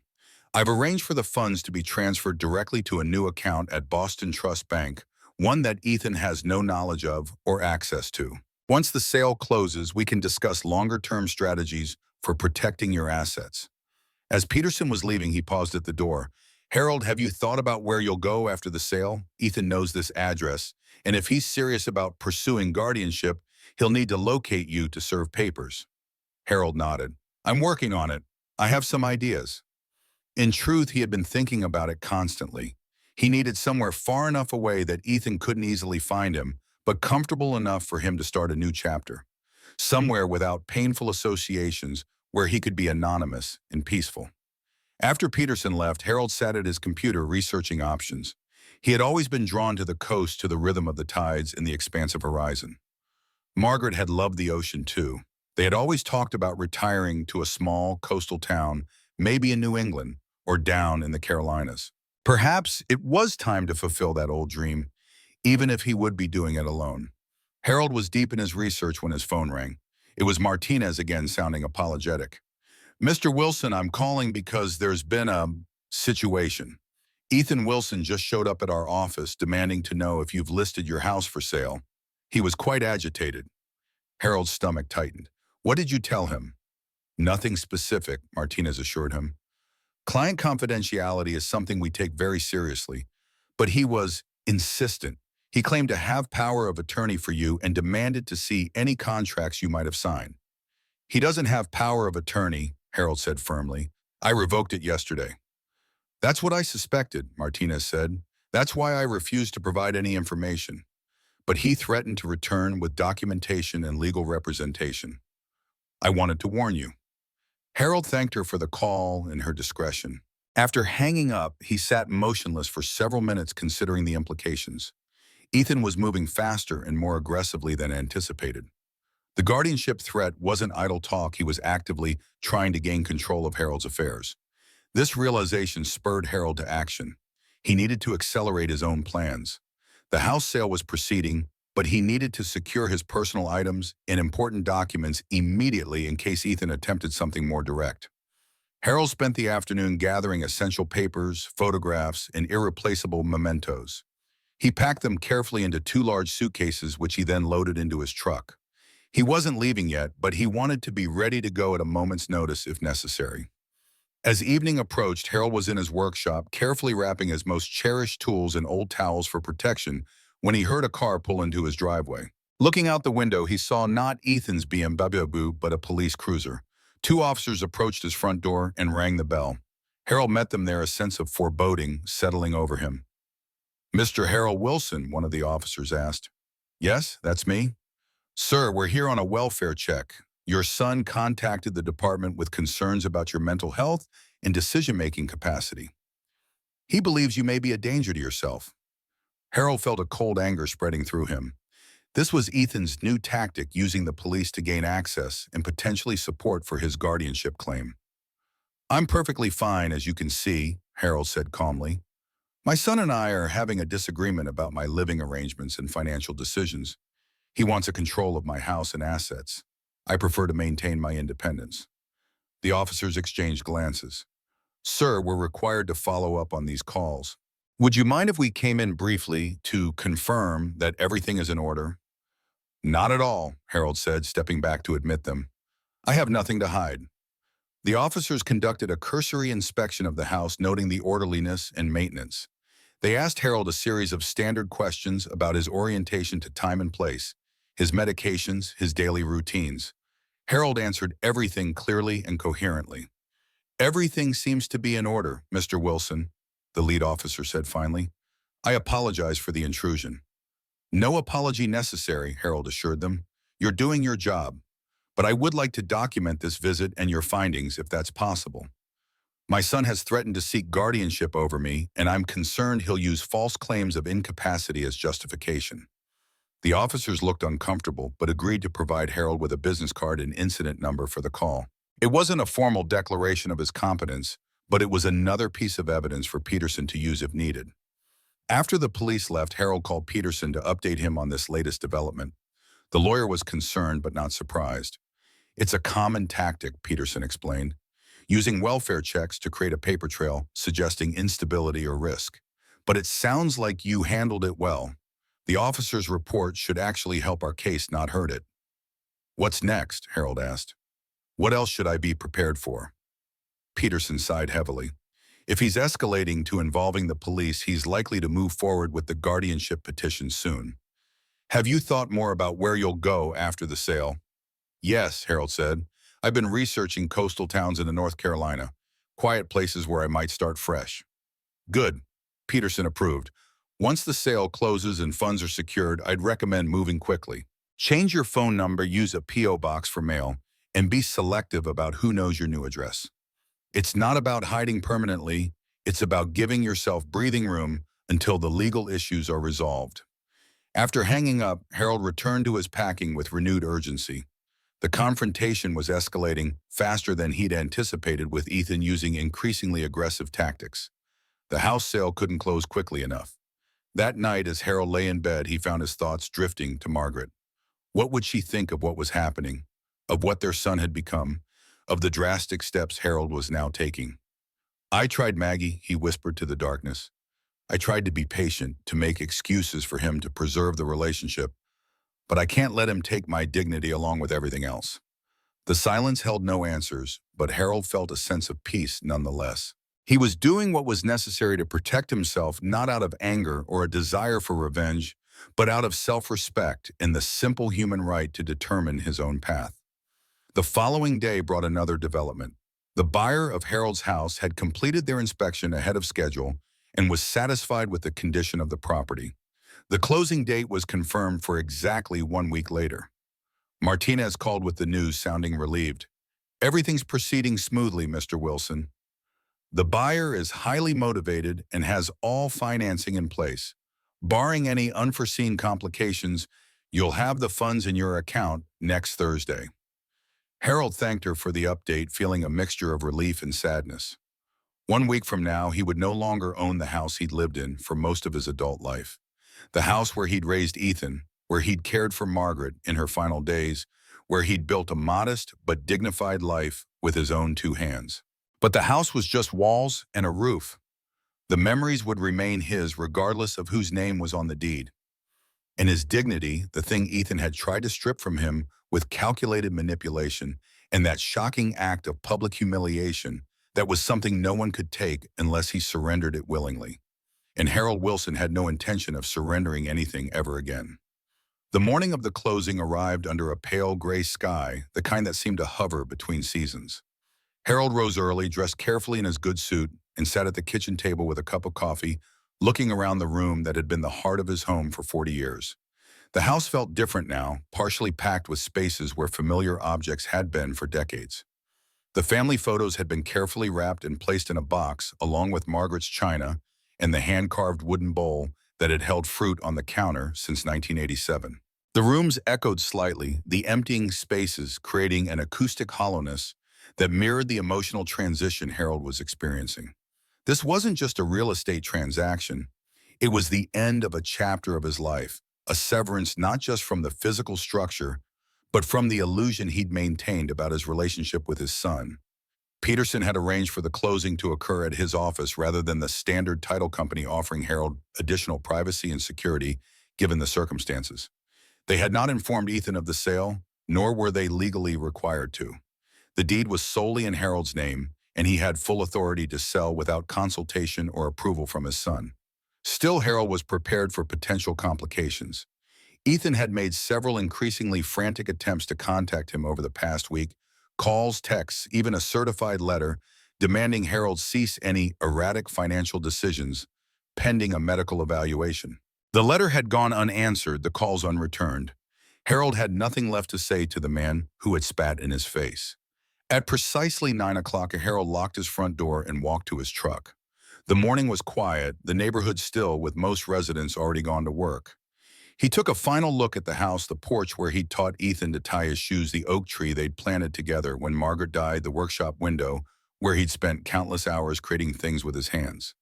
Then he started the engine and drove away, not allowing himself to look back again. Peterson's office was in a renovated Victorian on the edge of downtown, its dark wood and beveled glass speaking of tradition and stability. Harold was shown immediately to the conference room where the buyer's attorney, the closing agent, and Martinez were already waiting. Mr. Wilson, Martinez greeted him warmly. Everything is in order, Mr. Takahashi couldn't be here personally, but his attorney has full authorization to proceed. The buyer's attorney, a precise woman in her 50s named Eleanor Grant, nodded professionally. My client is very pleased with the property and appreciates the expedited timeline. The funds have been wired to the escrow account and are ready for disbursement upon completion of the paperwork. The closing proceeded smoothly, a methodical procession of signatures and notarizations. Harold signed each document with careful deliberation, watching as page by page his ownership of the house transferred to someone else. There was a strange relief in it, a weight lifting, even as a new heaviness settled in his chest. "Congratulations, Mr. Wilson," the closing agent said when the final document was signed. "The sale is complete. The funds will be transferred to your new account at Boston Trust by end of business today." Peterson, who had been observing quietly from the corner, stepped forward. "I've arranged for immediate confirmation of the transfer. We should receive notification within the hour." Harold thanked everyone, shook hands with Grant, and followed Peterson back to his private office. Only when the door closed behind them did he allow himself to exhale fully, the tension of the past week momentarily released. "It's done," he said simply. Peterson nodded, pouring 2 cups of coffee from a carafe on his credenza. "It is, and just in time from what I understand. My office received a call yesterday from an attorney named James Brennan inquiring about your legal representation and hinting at an upcoming guardianship petition." Harold accepted the coffee with a grimace. "Ethan's moving quickly." "Quickly but not wisely," Peterson observed. "A guardianship petition requires substantial evidence of incapacity which he doesn't have. The police report from the welfare check actually works in your favor. It documents you as oriented, organized, and articulate." "Still, I'd prefer to be gone before any papers can be served," Harold said. "Have you heard anything from the bank?" Peterson checked his email, then nodded with satisfaction. "Just came through. The funds, 507,450, after closing costs, have been successfully transferred to your new account. The rental back agreement has also been executed, giving you 60 days of occupancy at $1,200 per month, which has already been deducted from the proceeds." "Good," Harold said, feeling another increment of tension release. The money was secure beyond Ethan's reach, and he had 2 months to finalize his relocation plans if needed, though he intended to move much sooner. "What's your next step?" Peterson asked. Harold sipped his coffee thoughtfully. "I'll be leaving town for a while. I've made arrangements for a short-term rental in Cape May, New Jersey, while I explore more permanent options along the coast." "Cape May is a good choice," Peterson approved.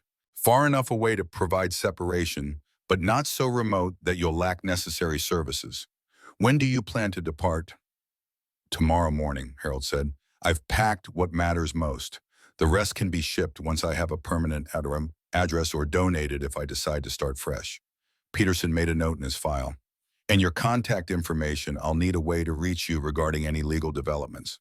Harold provided his new cell phone number. He'd changed carriers the day before, and the address of the property management company handling his rental in Cape May.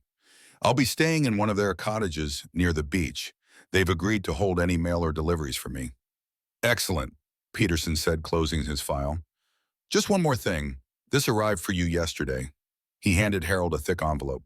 "It's the updated will you requested removing Ethan as both beneficiary and executor. As discussed, your estate will now be divided between your grandchildren when they reach age 25, with a small provision for the veterans organization you mentioned."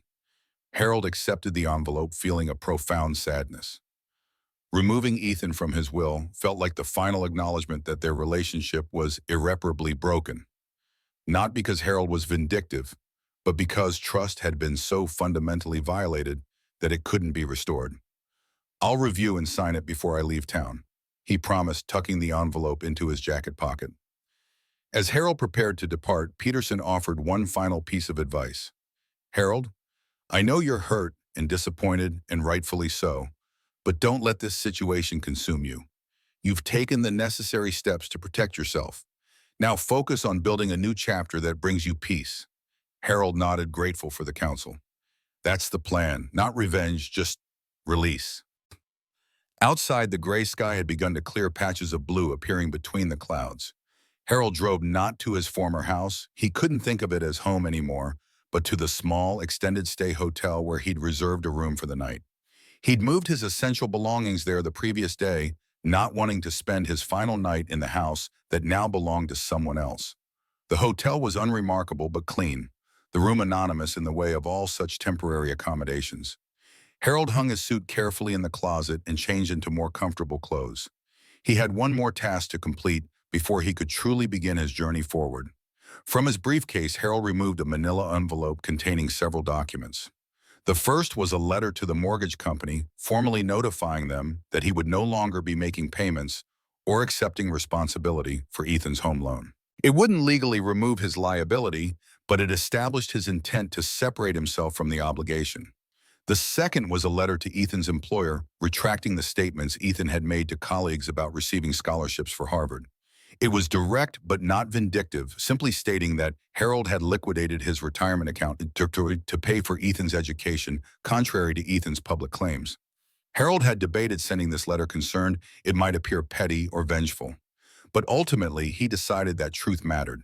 Not to punish Ethan, but to correct a false narrative that had erased Harold's sacrifices. The third document was the most difficult, a brief letter to Michael and Sarah, his grandchildren. Harold had agonized over what to say, how to explain his disappearance from their lives, without burdening them with adult conflicts they couldn't be expected to understand. In the end, he kept it simple. Dear Michael and Sarah, by the time you read this, I will have moved away. This isn't because I don't love you, I do very much. It's because sometimes adults need to make difficult choices to maintain their dignity and independence. I want you to know that I will always be your grandfather, even from a distance. I've arranged for you each to receive a gift on your birthdays and at Christmas. As you grow older, you may have questions about my absence.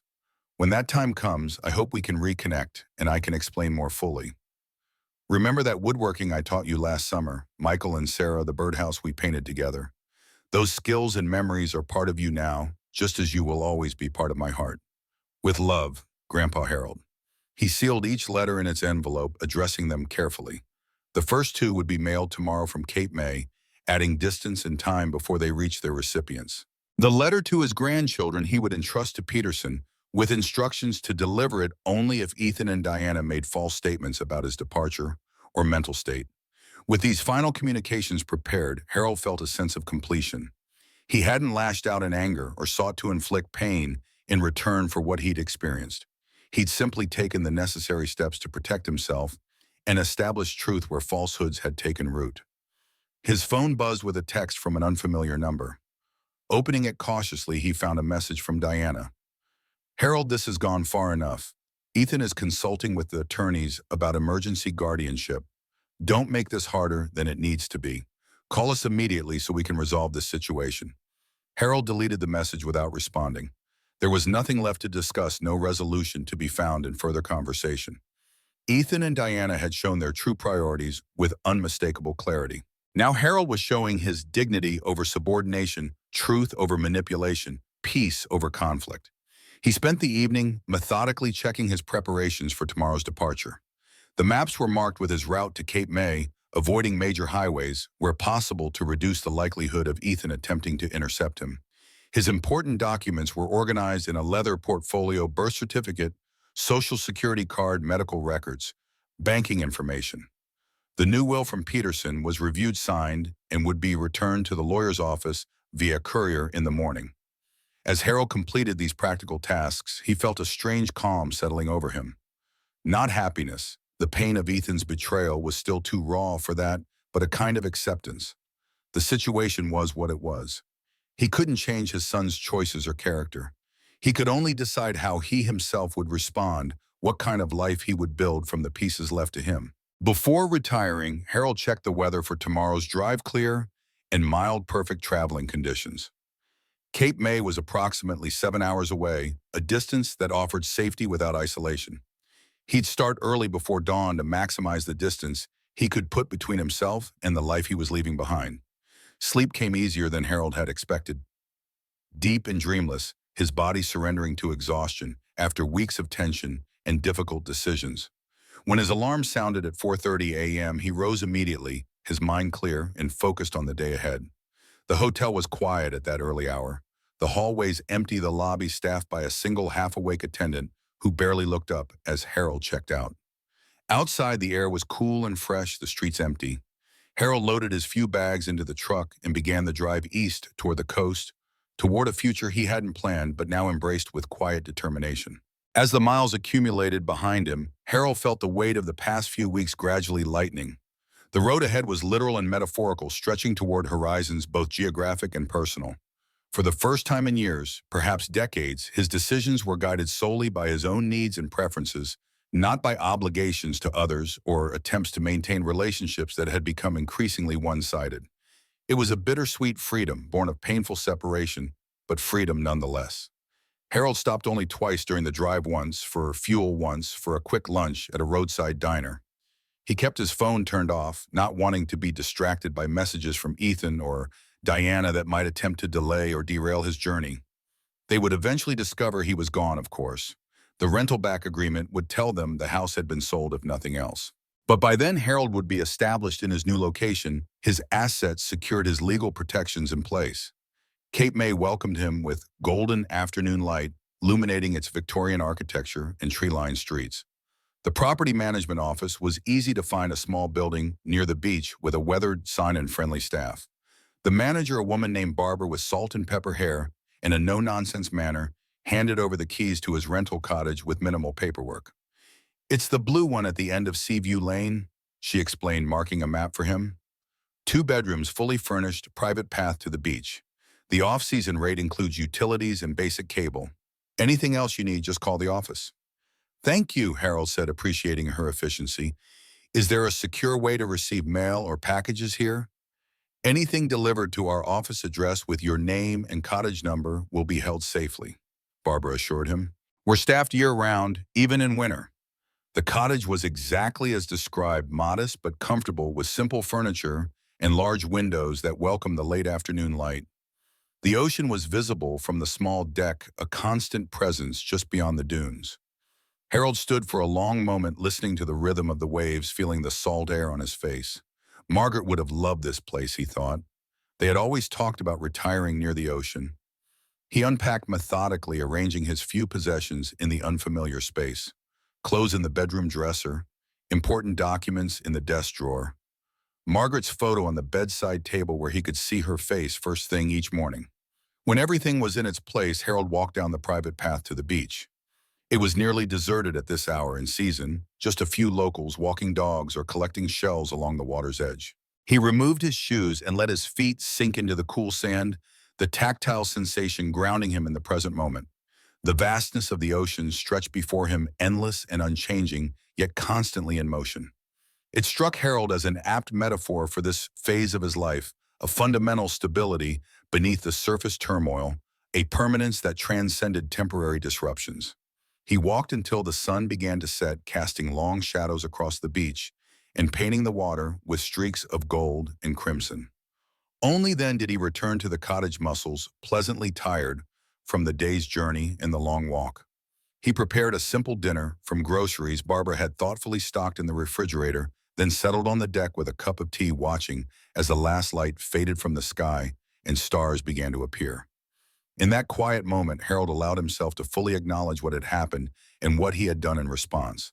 He had left behind the house where he'd lived most of his adult life. He had severed financial and legal ties with his only son.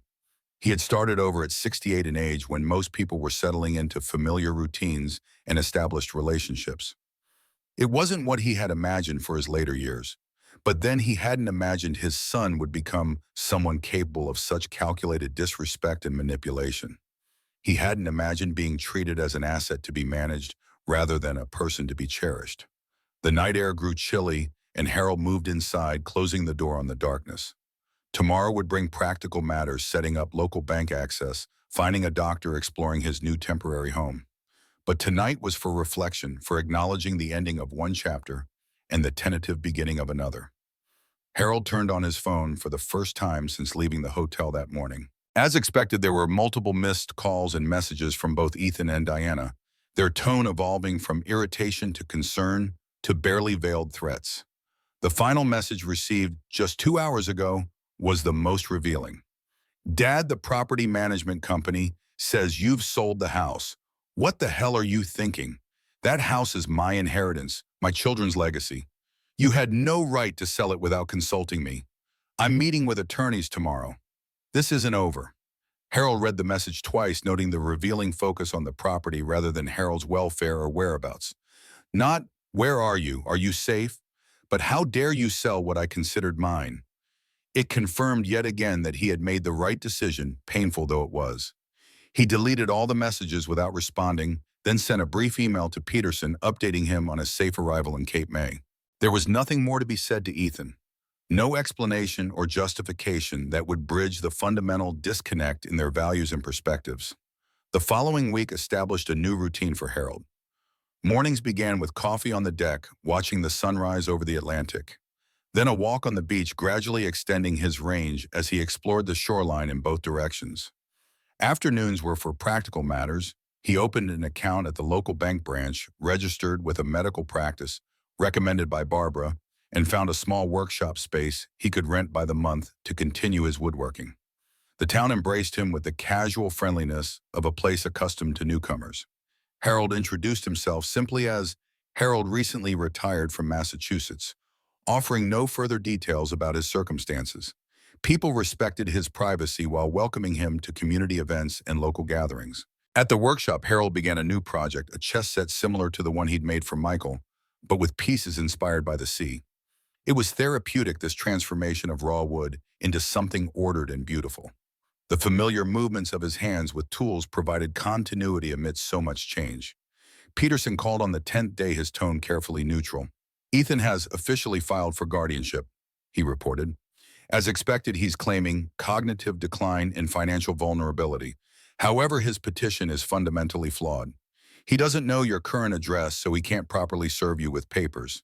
And we've already filed our counter documentation, including the police welfare check report and statements from your doctor and banker, attesting to your competence.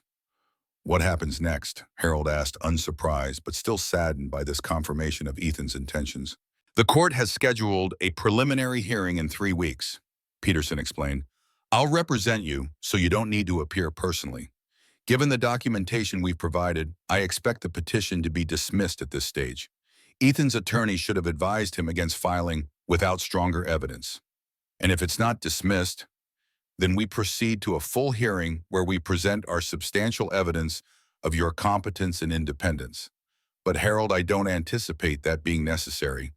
This petition appears motivated by anger rather than legitimate concern, and the courts are increasingly sensitive to potential financial exploitation of elders by family members. After the call, Harold sat on the deck processing this latest development. Ethan's action wasn't surprising, but it still hurt to have confirmation that his son would go to such lengths to control him. Not out of love or concern, but out of entitlement and anger at losing access to assets he had come to view as rightfully his. That evening, walking along the shore as the tide came in, Harold found himself thinking not of Ethan, but of Michael and Sarah. His grandchildren were innocent in this conflict, yet they would inevitably be affected by his absence. They would hear Ethan and Diana's version of events, perhaps come to view their grandfather as the villain in the story. This realization led Harold to a decision. When he returned to the cottage, he sat at the small desk and wrote 2 letters, one to Michael, one to Sarah. In each, he enclosed a check for $5,000 to be held in trust for their education, along with a simple note. This gift comes with no strings attached, only love. When you're older, if you ever want to know my side of the story, I will be here. He included Peterson's contact information, then sealed and addressed the envelopes. Peterson had agreed to act as an intermediary, ensuring the gifts reached the children without giving Ethan their grandfather's location. The following morning, Harold mailed the letters at the local post office, then continued his exploration of Cape May. He discovered a small coffee shop near the beach that made excellent blueberry muffins, a bookstore with a surprisingly robust woodworking section, and a community center that offered classes in everything from watercolor painting to ballroom dancing. It wasn't the life he had planned, but it had potential. There was a simplicity to his days now, an absence of the tension that had increasingly characterized his interactions with Ethan and Diana. Here he was, just Harold, not a financial resource to be managed, not an inconvenience to be handled, just a man building a quiet life on his own terms. 3 weeks passed each day, bringing small discoveries and incremental healing. Harold's workshop project progressed, the chess pieces taking form beneath his careful hands. He joined a weekly gathering of retirees at the community center where conversations ranged from local politics to fishing tips to recommendations for the best chowder in town. No one asked probing questions about his past, accepting him as he presented himself a newcomer looking for community and purpose in his retirement years. Peterson called on the day of the preliminary hearing, his voice conveying satisfaction before he even delivered the news. "The petition has been dismissed," he reported. The judge was quite direct in her assessment, stating that the documentation presented failed to establish any legitimate concerns about your capacity. She also noted the troubling timing of the petition coming immediately after you exercised your legal right to sell property that was solely in your name. "How did Ethan react?" Harold asked. Not sure why he still cared. Peterson paused before answering. "Not well. He became quite agitated in court, which only reinforced the judge's impression that the petition was motivated by financial interests rather than genuine concern. His attorney had to physically restrain him at one point." Harold closed his eyes, imagining the scene, Ethan accustomed to control and deference confronted with a system that saw through his manipulations and denied him what he wanted. "Will he appeal?" "He can try," Peterson said, "but it would be ill-advised. His attorney should counsel against it." The judge's dismissal was quite thorough in addressing the lack of evidence for incapacity. Any appeal would likely fail and potentially result in sanctions for frivolous litigation.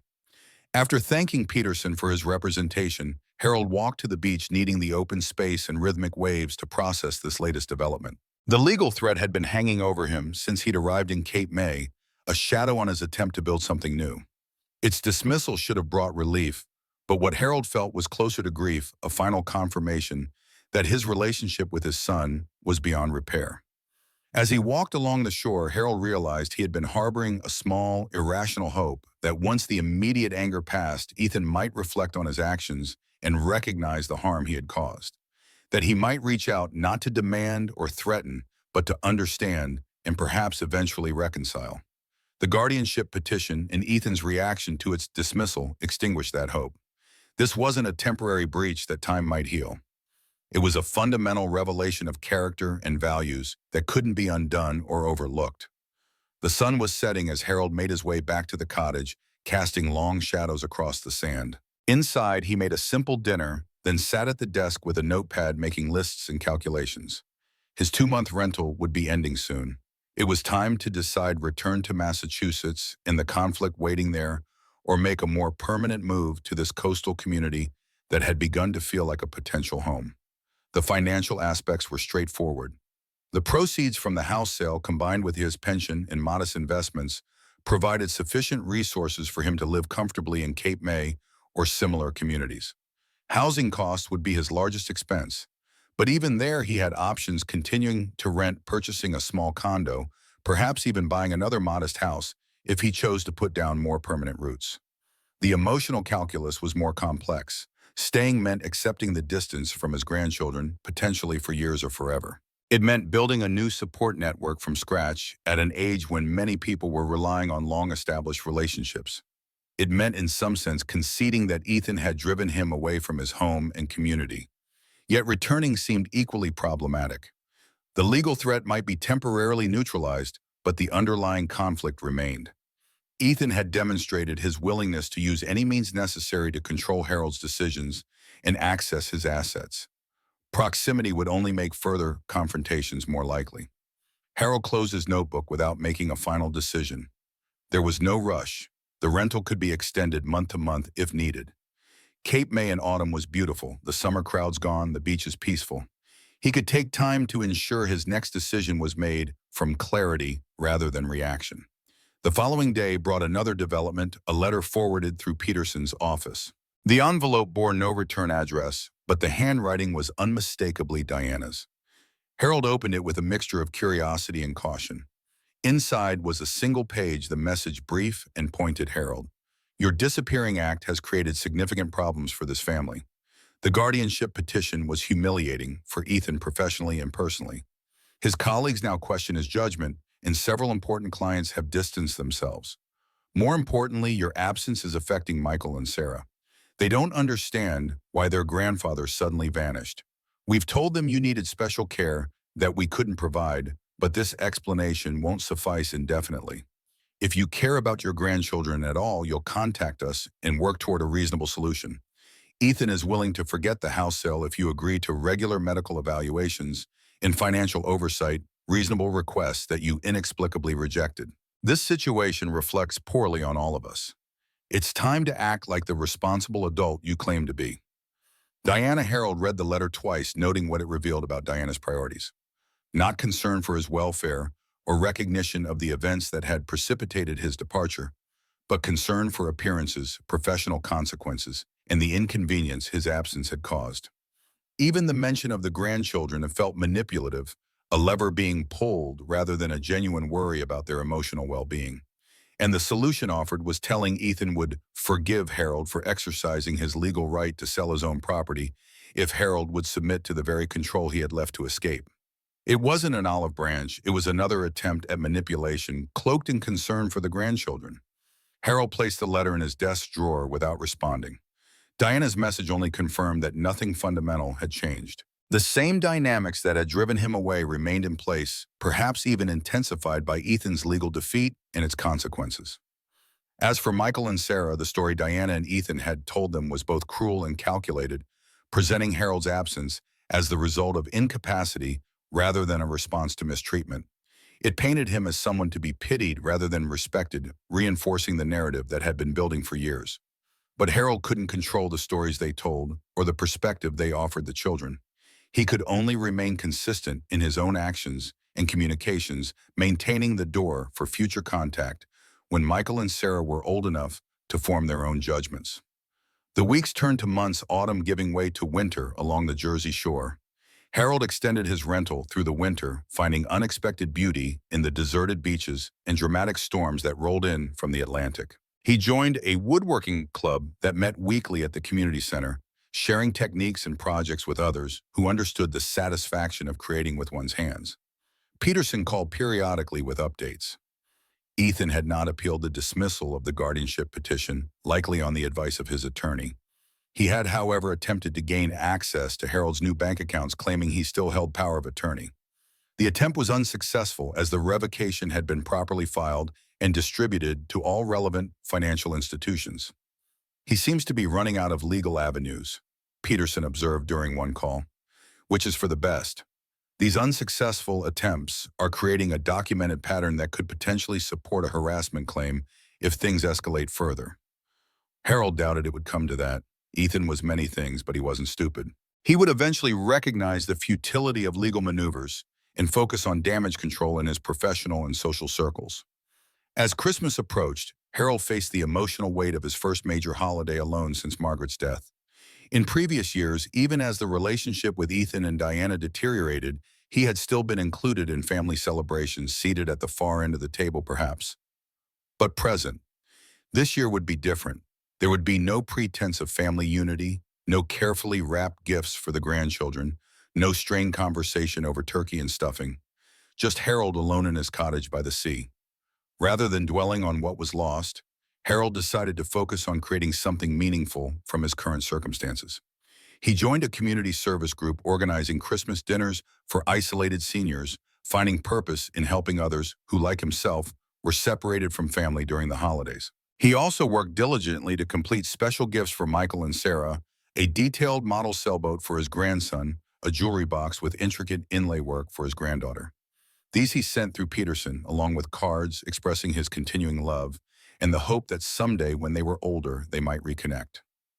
The Christmas Day community dinner was a surprisingly joyful event, bringing together a diverse group of people who, for various reasons, found themselves alone during the holidays.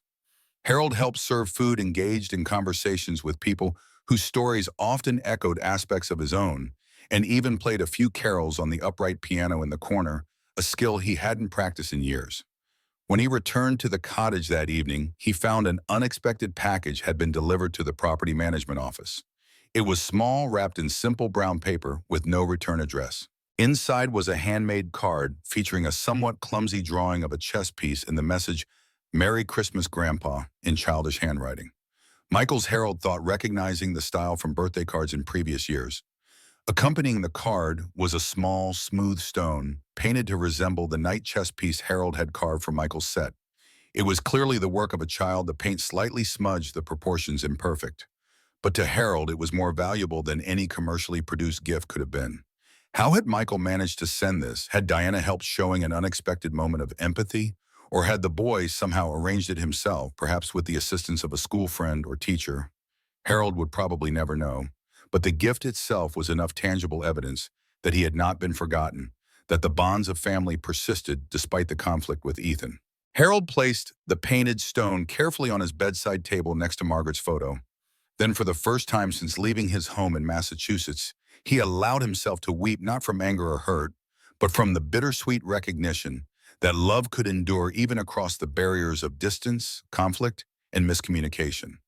The winter passed, slowly marked by storms that battered the coast and quiet days when Harold walked the empty beaches collecting shells and watching seabirds navigate the wind. He began to feel less like a visitor and more like a resident of Cape May, recognized at the coffee shop, greeted by name at the hardware store, included in the small, daily interactions that formed the fabric of community. As spring approached, Harold faced the decision he had been postponing, whether to make Cape May his permanent home or to continue searching for the right place to settle. The cottage rental had served its purpose as a temporary refuge, but it wasn't a long-term solution. After careful consideration, Harold decided to remain in Cape May, but in a more permanent setting. With the help of a local realtor, he found a small bungalow 3 blocks from the beach, modest but well-maintained, with a detached garage that could be converted into a proper workshop. The price was reasonable, especially compared to Massachusetts real estate, and would leave him with substantial savings even after the purchase and renovations.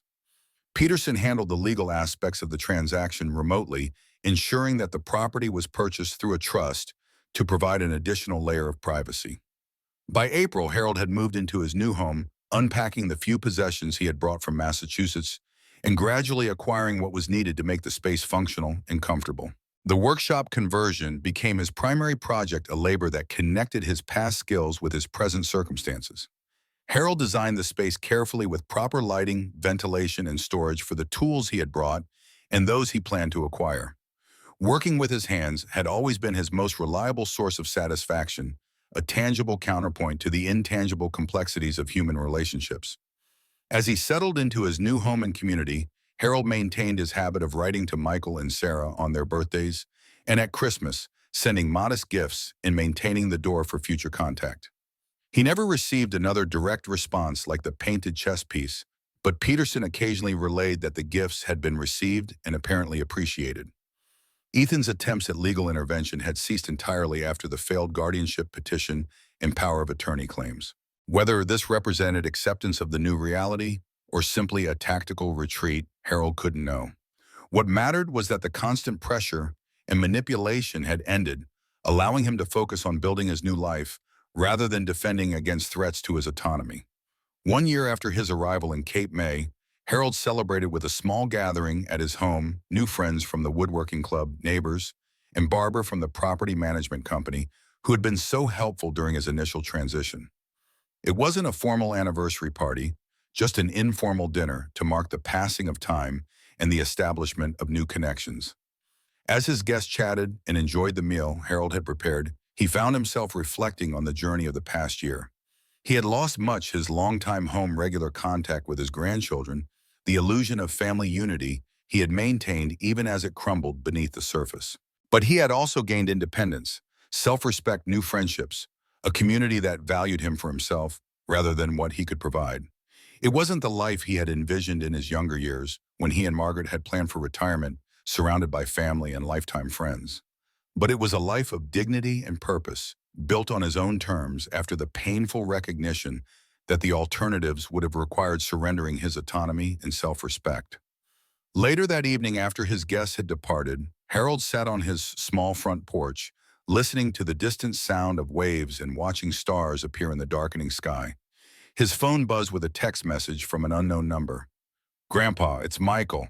I'm using my friend's phone. Mom and Dad don't know. I got your address from the return label on my birthday present. I'm turning 14 next month and I want to know what really happened. They won't tell me the truth. Can I write to you directly?" Harold read the message several times, his heart racing with unexpected emotion. After a moment's consideration, he replied, "Michael, I'm so glad to hear from you. Yes, you can write to me directly. Here's my address. Whatever questions you have, I'll answer them honestly. I've missed you very much." As he sent the reply, Harold felt something shift within him, not a dramatic transformation, but a quiet opening, a small light appearing where there had been only shadow. Michael's reaching out represented possibility, not of reconciliation with Ethan perhaps, but of maintaining connection with the next generation, despite the breach that had occurred. It wasn't resolution or restoration of what had been lost, but it was something equally valuable, the beginning of something new built on truth, rather than obligation or manipulation. A relationship based on mutual choice rather than circumstance or expectation. Harold sat on the porch until the night air grew cool, watching the stars and listening to the rhythm of the distant waves. The path forward wasn't entirely clear, but it was his to walk one step at a time, with dignity intact and hope renewed. In the quiet darkness, Harold whispered words meant for himself alone. "I didn't just survive what happened, Margaret. I found my way forward. Not in anger, not in bitterness, but in truth and self-respect. And maybe, just maybe, in connection that can be rebuilt on better foundations." The ocean breeze carried his words away, but their meaning remained settling into his heart, like a promise kept, a journey completed, a new chapter begun.